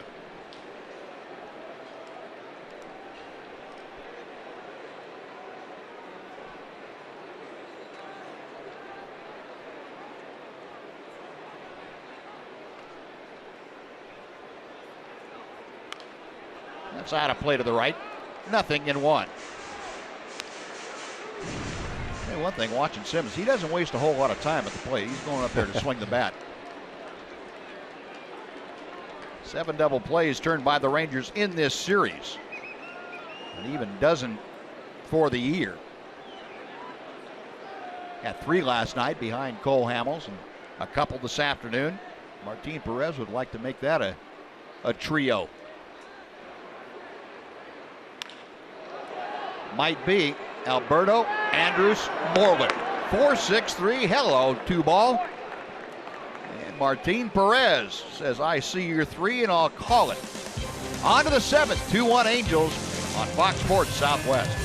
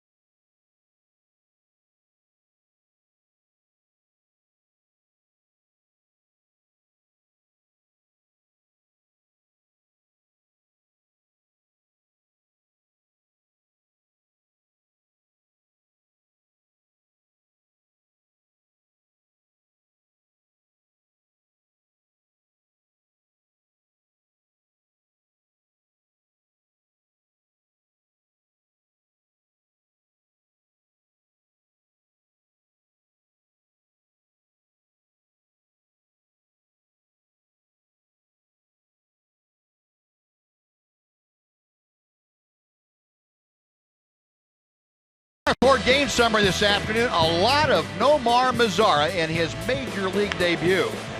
His first at bat, a base hit to right center field. His first major league hit. Next time up, single to the same place, waiting on a Jared Weaver off-speed pitch. And how about the third time up? What can you do for an encore? How about driving a ball out of the ballpark? How about a quick bat? Man. So Nomar Mazara, the 8th Ranger in club history to have a home run in his major league debut, and he said, oh, by the way, I've got a couple of singles too to go along with that. Not too shabby. The 5 Rangers to have 3 hits in their major league debut. Mazara this year, Joey Gallo did it last year. Yep. And there's the others, Rusty Greer, Jeff Kunkel, and way back in 1982, George Wright did it. Remember Joey Gallo's last year had a home run mixed in there in his major league debut also. Yeah. Well, Jared Weaver is finished for the afternoon. He goes the first 6. Gives up the run, the home run to Nomar Mazara. 6 hits, 1 walk, 4 strikeouts. And the right-hander, Fernando Salas, a mainstay in the Angel bullpen. On now to take over. Hanser Alberto leading things off, takes ball 1.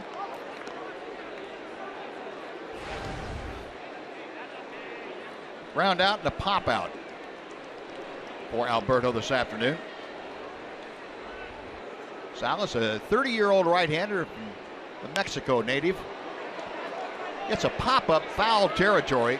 Crone makes the catch in front of the Ranger dugout for out number 1. Next will be Brian Holiday.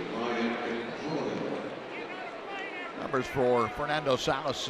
This is his 4th ball game of the year. Opponent's hitting just 125 against him. He's basically a fastball changeup specialist coming out of that bullpen. Very good moving fastball. 92, 93, 94 area with the heater. And a quality changeup that's 7 or 8 miles an hour slower. 0-1 to Holiday. Bryan is flied to left field and struck out. Boy, Jared Weaver continuing to torment the Rangers, especially in this ballpark. One earned run and 6 innings of work today for the veteran right-hander. 0-2.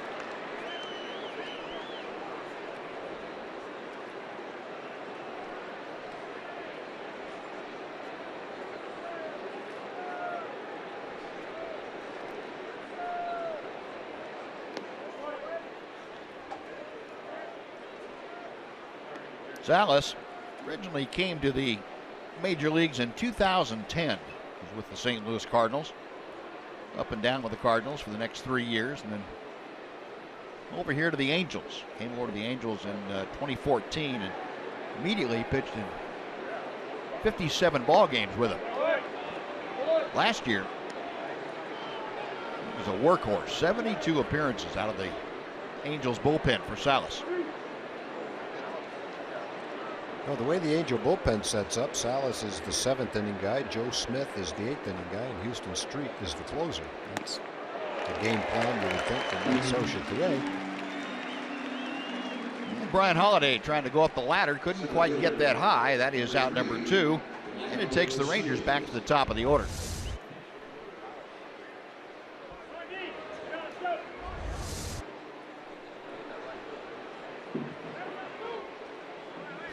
Salas, despite not throwing extremely hard, in a workable fastball, he had 74 strikeouts last year in 63 innings.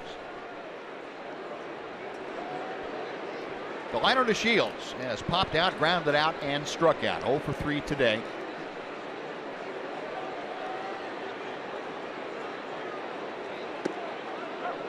Nothing in 1.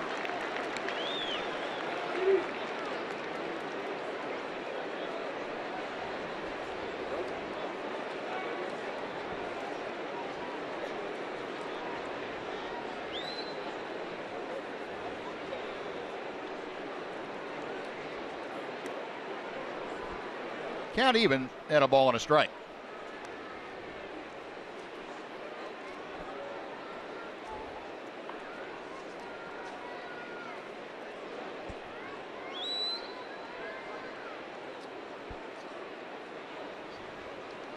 Delino waiting. Salas back to it. Nice pickup on the short hop by Escobar, and that'll do it. Salas works a very quick and tidy 1-2-3. We will take the 7th inning stretch in Anaheim. It's the Angels 2, the Rangers 1 on Fox Sports Southwest.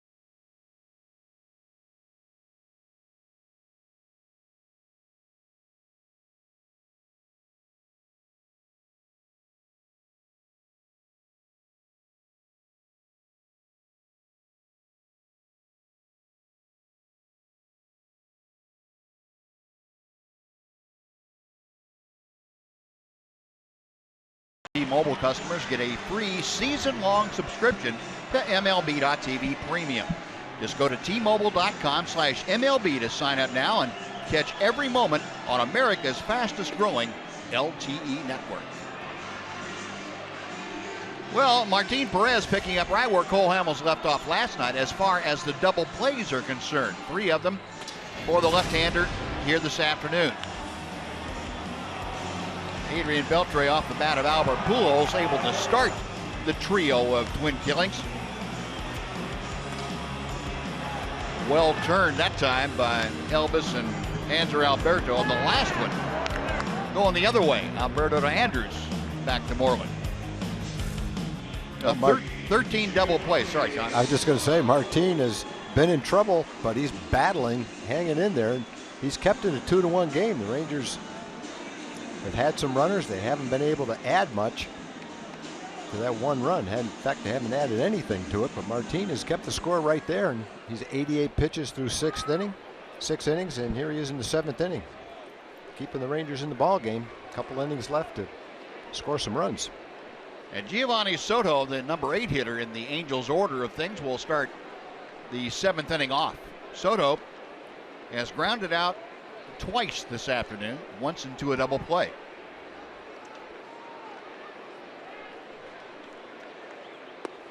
And pitch number 89 is inside for ball 1.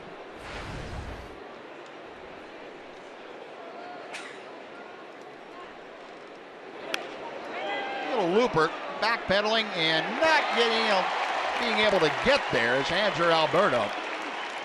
And Giovanni Soto, a looping leadoff single, is aboard.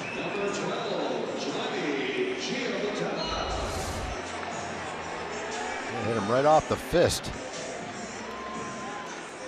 Hanser got turned around a little bit. Yeah. He was trying to get back quickly, turned around to backpedal and couldn't backpedal fast enough to get there. Well, that is the 7th hit of the afternoon, given up by Martin Perez. Johnny Giovatella up there showing bunt and gets spun around.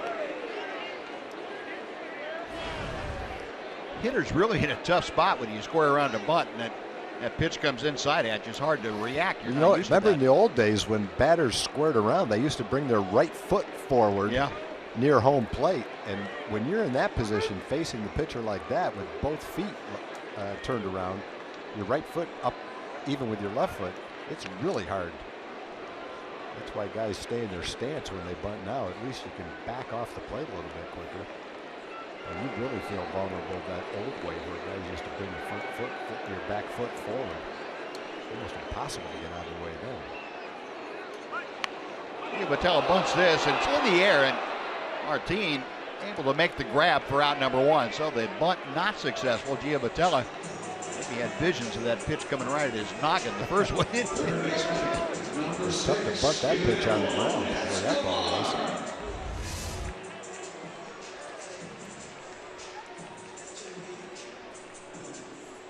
So Martin Perez with the put out. Now back to the top of the order.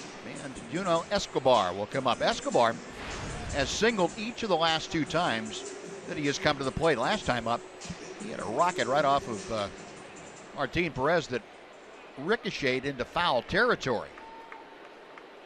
Hit so hard, got a pretty good piece of Martin's glove, fortunately. And it did go as an infield single. Good fastball on the inside part, or close to it, for strike 1. Escobar checking with Ron Renicky down there at third to see what Mike Scioscia might have in mind. 1 on and 1 out.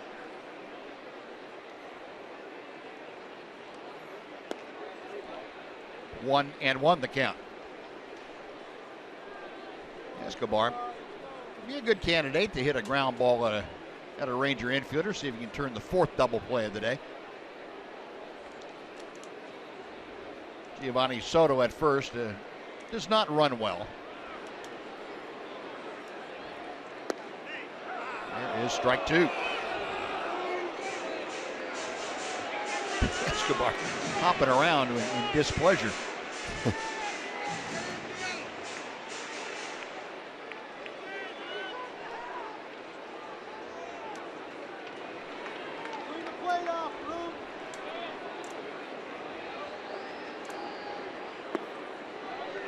Two balls, 2 strikes.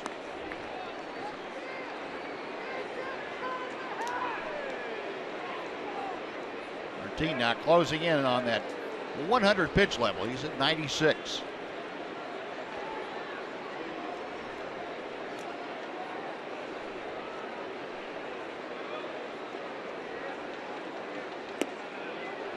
Took something off and missed the outside corner. So a full count with 1 out.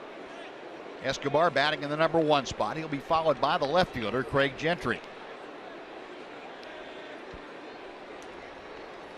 Well, a lot of times in this game when he's needed that one pitch to get out of an inning, he's made it. See if he can do it one more time here in the 7th inning. Nope. Blowing away. And Escobar draws the walk. That's the 5th walk issued by Martin Perez here this afternoon. First and second with 1 out for Craig Gentry, and Doug Brocail going to make a quick visit to the mound. And while Doug's out there, let's send it back to Dana Larson in our Fox Sports studios for a Chevy game break.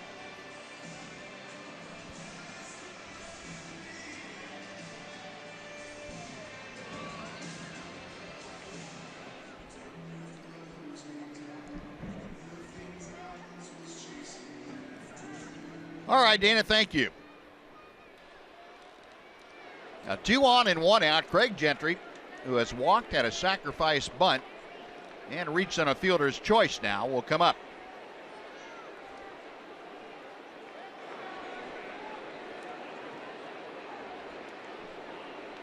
Soto and Escobar, second and first. And this is a spot where Jeff Bannister showing some confidence in his starter, Martin Perez. He's gotten out of jams all day long. He's going to give him a chance to get out of another one right here. 0-1. Still throwing the ball well, 93 miles an hour with that fastball, so he may not be throwing as many strikes at times as he'd like to, but nothing wrong with the way he looks and feels out there. Still throwing the ball fine. No, and as we talked about, Martin probably as effective as anybody, even at this stage of the game, of getting a ground ball at somebody. Definitely. Brief visit by Brian Holiday out there to see what Martin might have in mind. 0-1 pitch coming to Gentry. Trying to bunt and bunted through it. 0-2. And generally, you wouldn't bunt with men on first and second like that, but in this particular case, with Gentry's speed, if he beats it out with 1 out, you got Mike Trout coming up. Yep.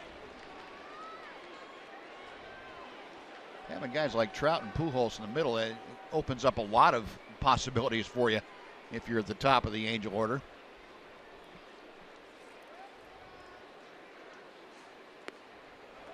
One ball, 2 strikes.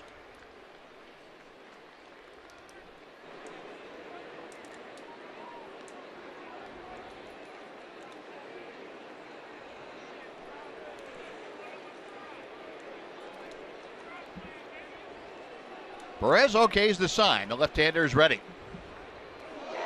All the way to the backstop and hitting. Rays Gentry going by, and that is going to load the bases with 1 out and bring up Mike Trout. It's also going to bring Jeff Bannister out of the Ranger dugout.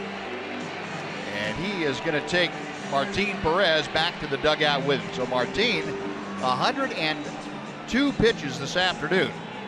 He is finished for the day. He will leave with the bases full. Tony Barnett will be the new pitcher coming in from the Ranger bullpen. So a pitching change underway. Bottom of the 7th inning here in Anaheim. A 2-1 Angel lead. We're back right after this on Fox Sports Southwest.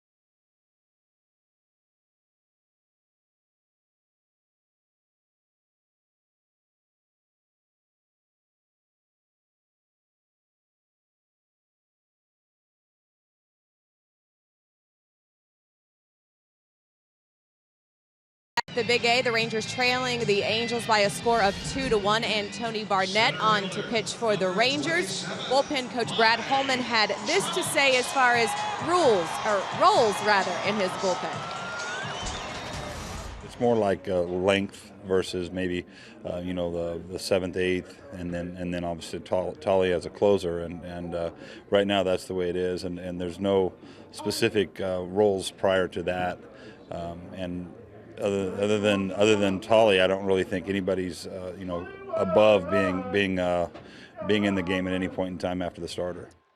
So those are the roles and the rules of the bullpen, and obviously things got off to a bit of a rough start, but they seem to have settled in here in Anaheim. Hopefully I'm not jinxing anything, fellas. No, I don't think you are. The 32-year-old rookie, Tony Barnett, on now to see if he can get Mike Trout with the bases full and 1 out. Trout today has walked twice and grounded out. And Barnett misses outside with that cutter. It is 2-0. Tony coming back from Japan after really resurrecting his career as a reliever. Spent 6 years pitching overseas and became a closer for Yakult.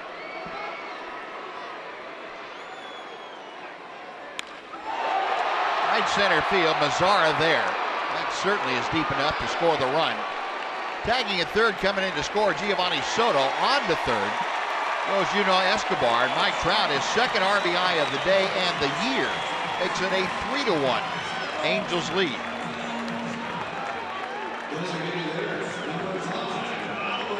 Oh, the sac fly. Now runners at the corners for Albert Pujols with 2 outs. Well, the Rangers are holding Trout in check pretty well, but he's still driven in a couple of runs, one with a little weak ground ball to third and that fly ball to right field. The sac fly brings in his second RBI of the game. He's also had a couple of walks in the game. Pujols now steps in 1 for 3 with an RBI single.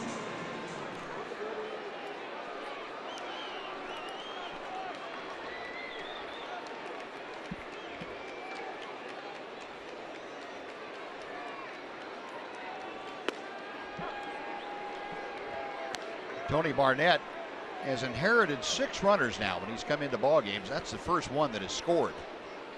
And on a sacrifice fly by Mike Trout. Seeing if he can stop it right there, give the Rangers an opportunity to come to bat in the 8th inning, just down by 2.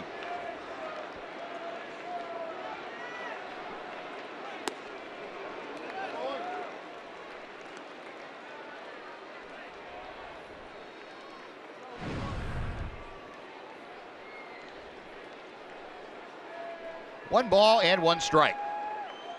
Escobar, the runner over at third for the Angels. He's trailed over at first by Craig Gentry. Barnett checking them both.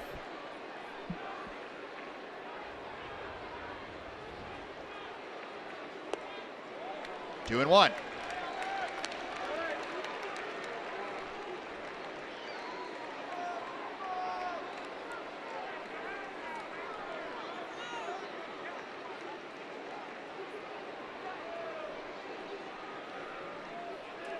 Pujols doing a little thinking before he steps back into the batter's box.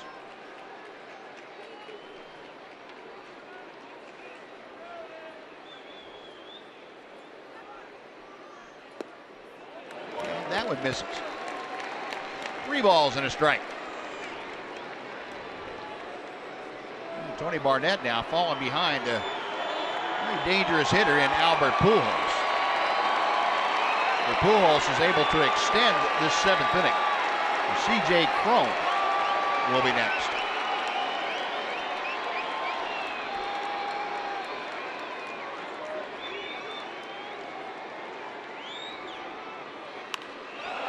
Popped up. Borland at the railing, reaching in, just can't quite get it out of the reach of that 12-inch glove that he has, first baseman's mitt. Oh, so close.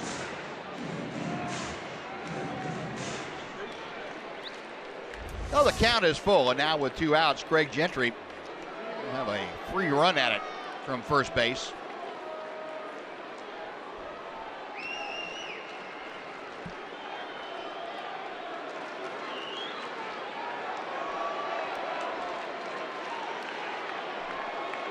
Barnett reading the signs from Brian Holiday. The right-hander agrees and sets. Gentry on the move, payoff pitch. Tapped slowly to short. How do you hit that ball? I don't have any idea. Elvis throws him out, that'll do it. So Barnett comes into the ball game, does a pretty good job with Trout and Pujols. The Angels get a run. They lead 3-1 as we head to the bottom of the 8th inning. It's going to be Nomar Mazara. His Major League debut, 3 for 3, leading off for the Rangers.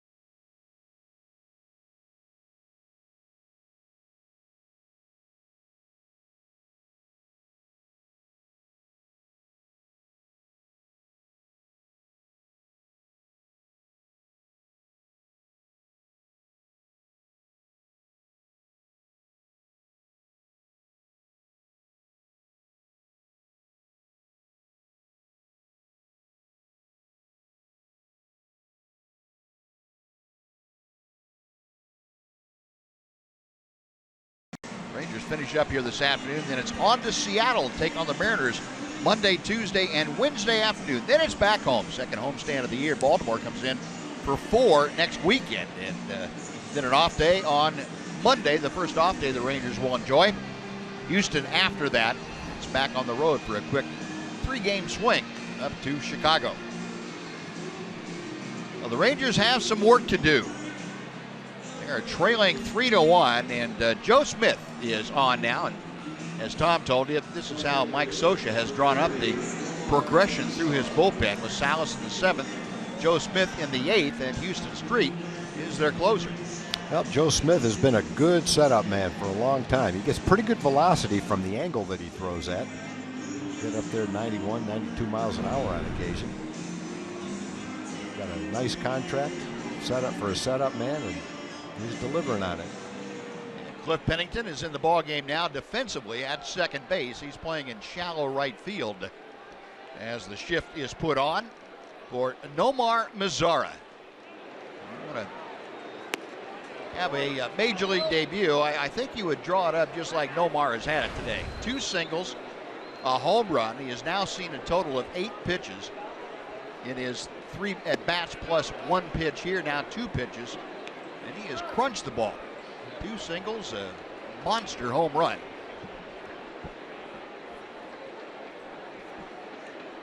Ahead of the count to Joe Smith, 2 balls, no strikes.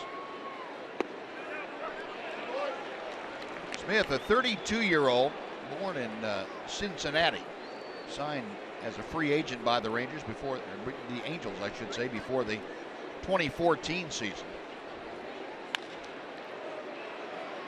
Pennington up with it on the short hop. Mazara retired for the first time as a major leaguer.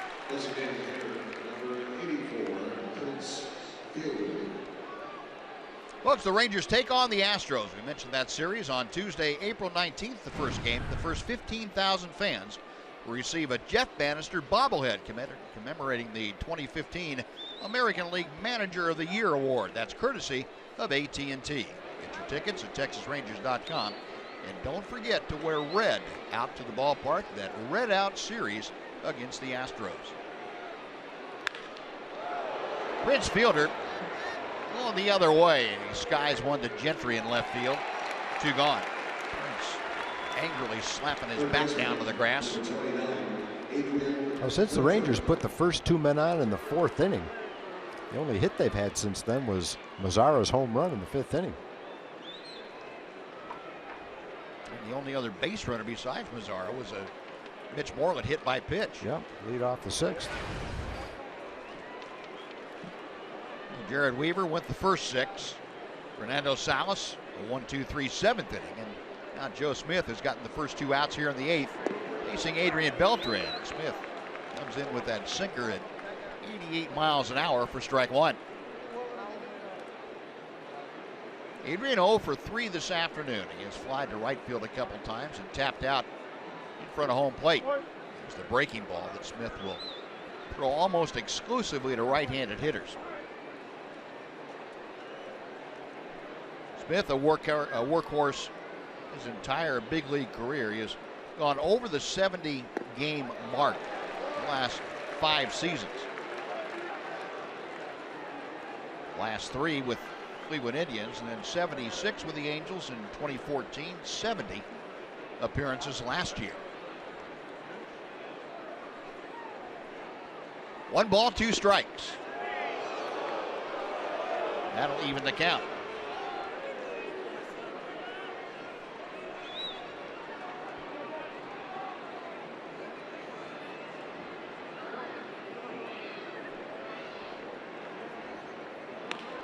Beltre hooking one deep into the left field corner. Gentry can't get there. 1 hop and over the 4-foot wall into the seats. And Adrian Beltre, a ground rule double with 2 outs here in the 8th inning. First baseman, number 18, Mitch Desmond. Well, the Rangers all game long have been looking for that 1 pitch from Martin Perez to get a double play. Now they're looking for that 1 pitch for Mitch to get a hold of one and tie the game. Got the tying run at the plate now.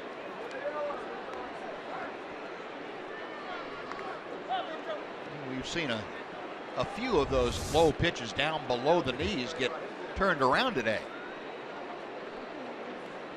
You know, Beltre, who had 2 doubles and a home run last night, has another 2-bagger here this afternoon. And Mitch Moreland, 1 for 2, a base hit, also hit by a pitch. Ball 1.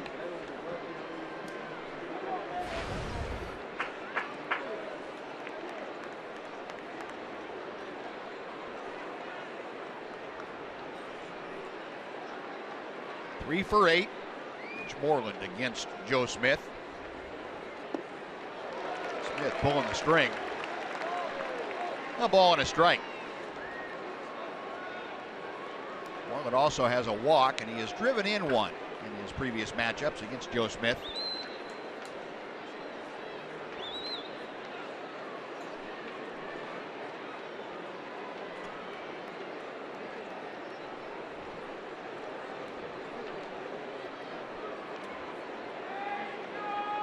Moreland back in there. Smith ready to go. A ball and 2 strikes. A couple off-speed pitches in a row.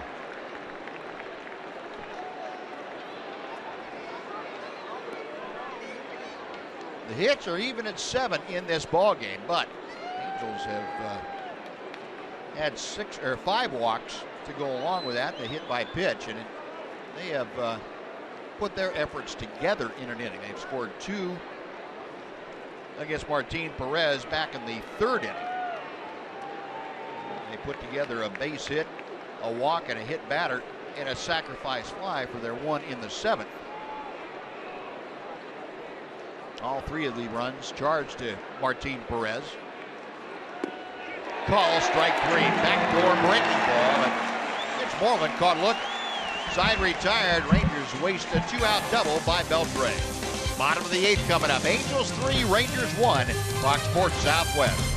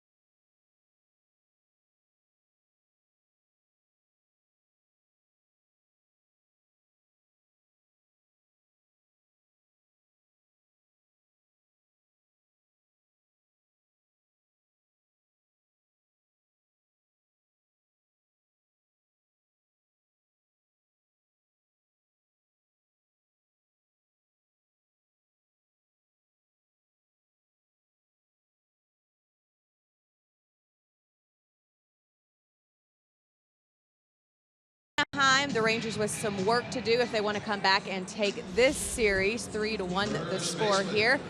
And after this, it is off to Seattle as this West Coast road trip continues. A 3-game series against the Mariners. Mitch Moreland will be happy to head to Seattle as he has hit safely in 16 of his last 17 games at Safeco Field. Things get going at 9 o'clock Texas time here on Fox Sports Southwest. A big thanks to the folks at AT&T High-Speed Internet for getting us ready for the opener of a 3-game set between the Mariners and the Rangers tomorrow, guys. All right, Em, thank you. And we head to the bottom of the 8th here this afternoon. And Phil Klein coming out of the bullpen, his first action of 2016. He's the last member of the opening day roster to get into a ball game. So Phil out there, the 26-year-old right-hander from Ohio, at Youngstown State University. Last season, 11 games, a couple of starts, spot starts for the Rangers. C.J. Cron 0 for 3 this afternoon. Phil Klein has not faced many of these Angels. Cron, one of the Los Angeles 9 that he has not faced in a regular season game. The 2-1 pitch. 2-2. Phil Klein, a big, tall right-hander, 6'7", listed 255 pounds. He leaned right into that ball. Full count now.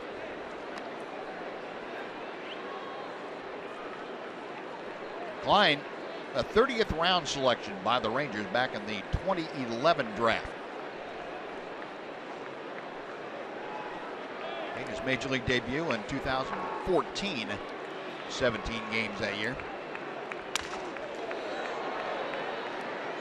Andrews on to Moreland, 1 away. Sounded like a broken bat. Side on Cron. Next will be Cole Calhoun. Calhoun, one of the Angels that Klein has faced. And Calhoun hit a double. His only time up. Had some idiot running around the field. We will not show that to you. Nothing exciting going on. Well, enjoy your night in jail, buddy. $2,500 fine, spend the night in jail, make a fool out of yourself. Great move. And not be able to come back here.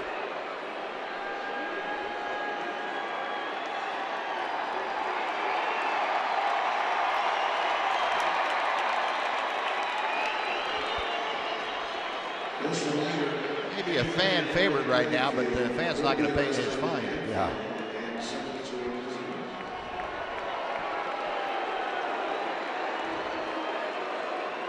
Security at the Major League ballpark's really taking it seriously, and they do, too. Yeah, it's a whole different era right now. Sure is. We used to run on the field, and it was funny, and it's not funny anymore with everything that goes on in the world.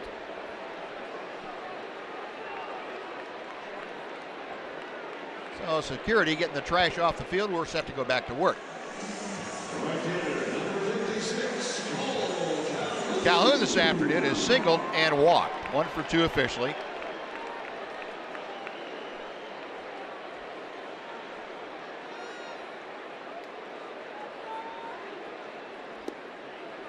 Nothing in 1. Name on the lower part of that strike zone. Rangers in a complete overshift now against Calhoun. When the left-hander Martin Perez was in there, they didn't quite shift overtly. More a semi-shift. This time with the right-hander Klein on the mound. Elvis Andrus good 15 feet on the first base side of second.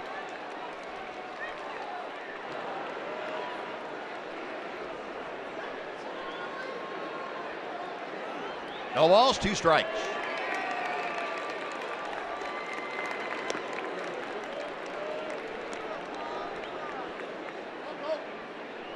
Phil Klein last year split his time between AAA Round Rock and the Rangers. In 18 games, 10 starts with Round Rock. Phil was 2-1 with a very fine 2.97 ERA. the Rangers 17 innings and 10 walks, 12 strikeouts. It was one of the possibilities coming out of spring training to be a 5th starter, and Rangers felt like for the 8th reliever they needed somebody with length. Klein was slotted there. 2-2 now.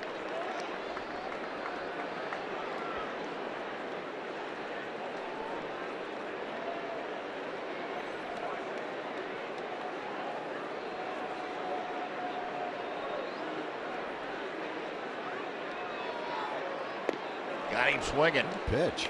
A change up from Klein, and he gets the strikeout. So 2 up, 2 away. Andrelton Simmons will be next.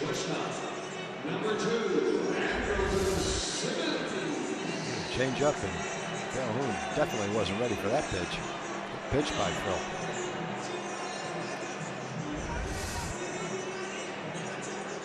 Last year, Klein at AAA had 58 strikeouts in 63 innings. Almost a strikeout per inning. Simmons laces one to left field. Desmond, though, retreats and makes the catch. So 3 up, 3 down. Klein works a perfect 8th inning. We're going to the 9th. One more shot for the Rangers. They trail the Angels 3-1.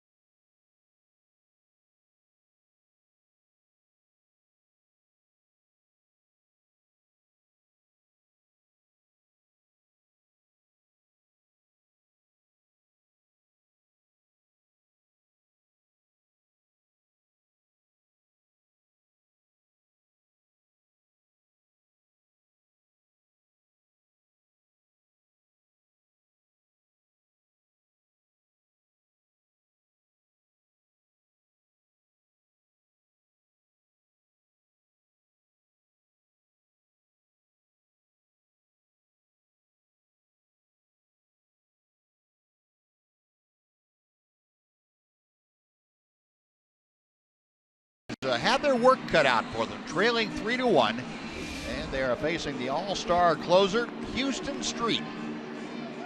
Street, a Longhorn ex-star, and he has become a star at the major league level, moving up the list of all-time save leaders. Those are the numbers this year. This is the 3rd ball game for Houston Street. 315 career saves. For the right-hander, that is 20th on the all-time save list.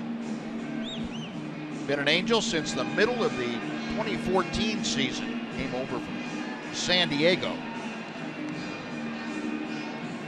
He will face Ian Desmond, Elvis Andrus, and Hanser Alberto. Street last year with 40 saves.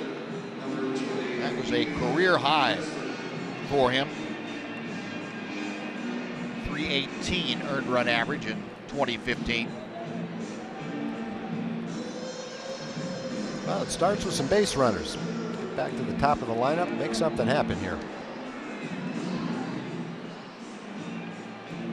Ian Desmond, 0 for 3 in his career against Houston Street. Lead things off. Desmond this afternoon, 1 for 3. Angels 3 runs on 7 hits. Rangers 1 run on 7 hits. And a fastball picks off the outside corner for strike 1. Desmond And a base hit off of Jared Weaver in the 4th inning. Other than that, he has flied out to right field and flied out to center. The Angel bullpen kind of goes against the trend in Major League Baseball nowadays. We talk about it all the time. How many guys that come out of the bullpen and throw 94 to 98 miles an hour, especially the guys at the end of the bullpen. Not the case with the Angels. Fernando Salas is 89 to 92-ish around in there. Joe Smith 89, 90-ish, maybe 91, and Houston Street sometimes mid-80s to upper 80s. So there are 3 late inning guys. None of them throw in the mid-90s. Kind of unusual in today's game. I guess the one thing that they all 3 have in common is they have track records of being successful in those late inning situations. That is the bottom line. Yeah, that is the bottom line.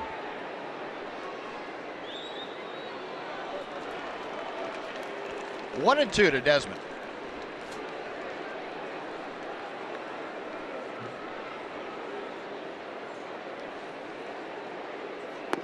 Got him swinging. Down and away, executed perfectly, and Desmond is the first out here in the Ranger ninth. Houston Street with an excellent slider. He saw the fastball that he can pinpoint, and he also throws a changeup. But his strong suit, especially as he has gotten along in years a little bit, not that 32 is over the hill, but he can really maneuver the baseball around the strike zone. Here's Elvis, who is 0 for 3.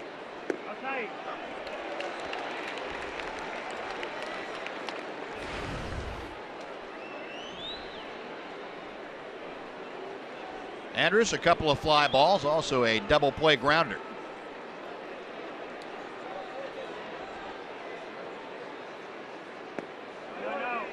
Like the changeup that floated down and away. Evens things up at 1-1. Houston Street, born and raised in Austin, Texas, still lives there.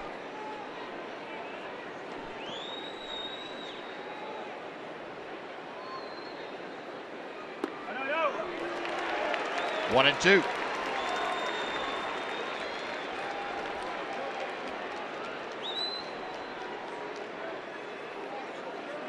Street, we mentioned University of Texas pitcher, led the Longhorns to 3 consecutive World Series appearances at the college level.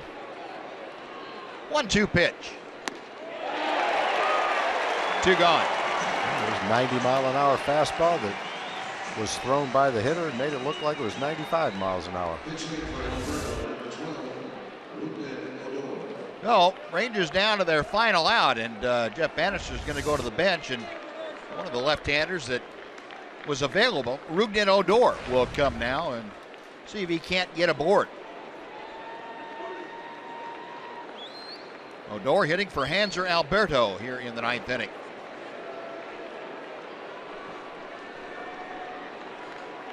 Rougned at 136 with the average. Home run, a couple of RBI. Takes strike 1. Odor 2 for 4 against Houston Street in previous matchups. One of those 2, a home run.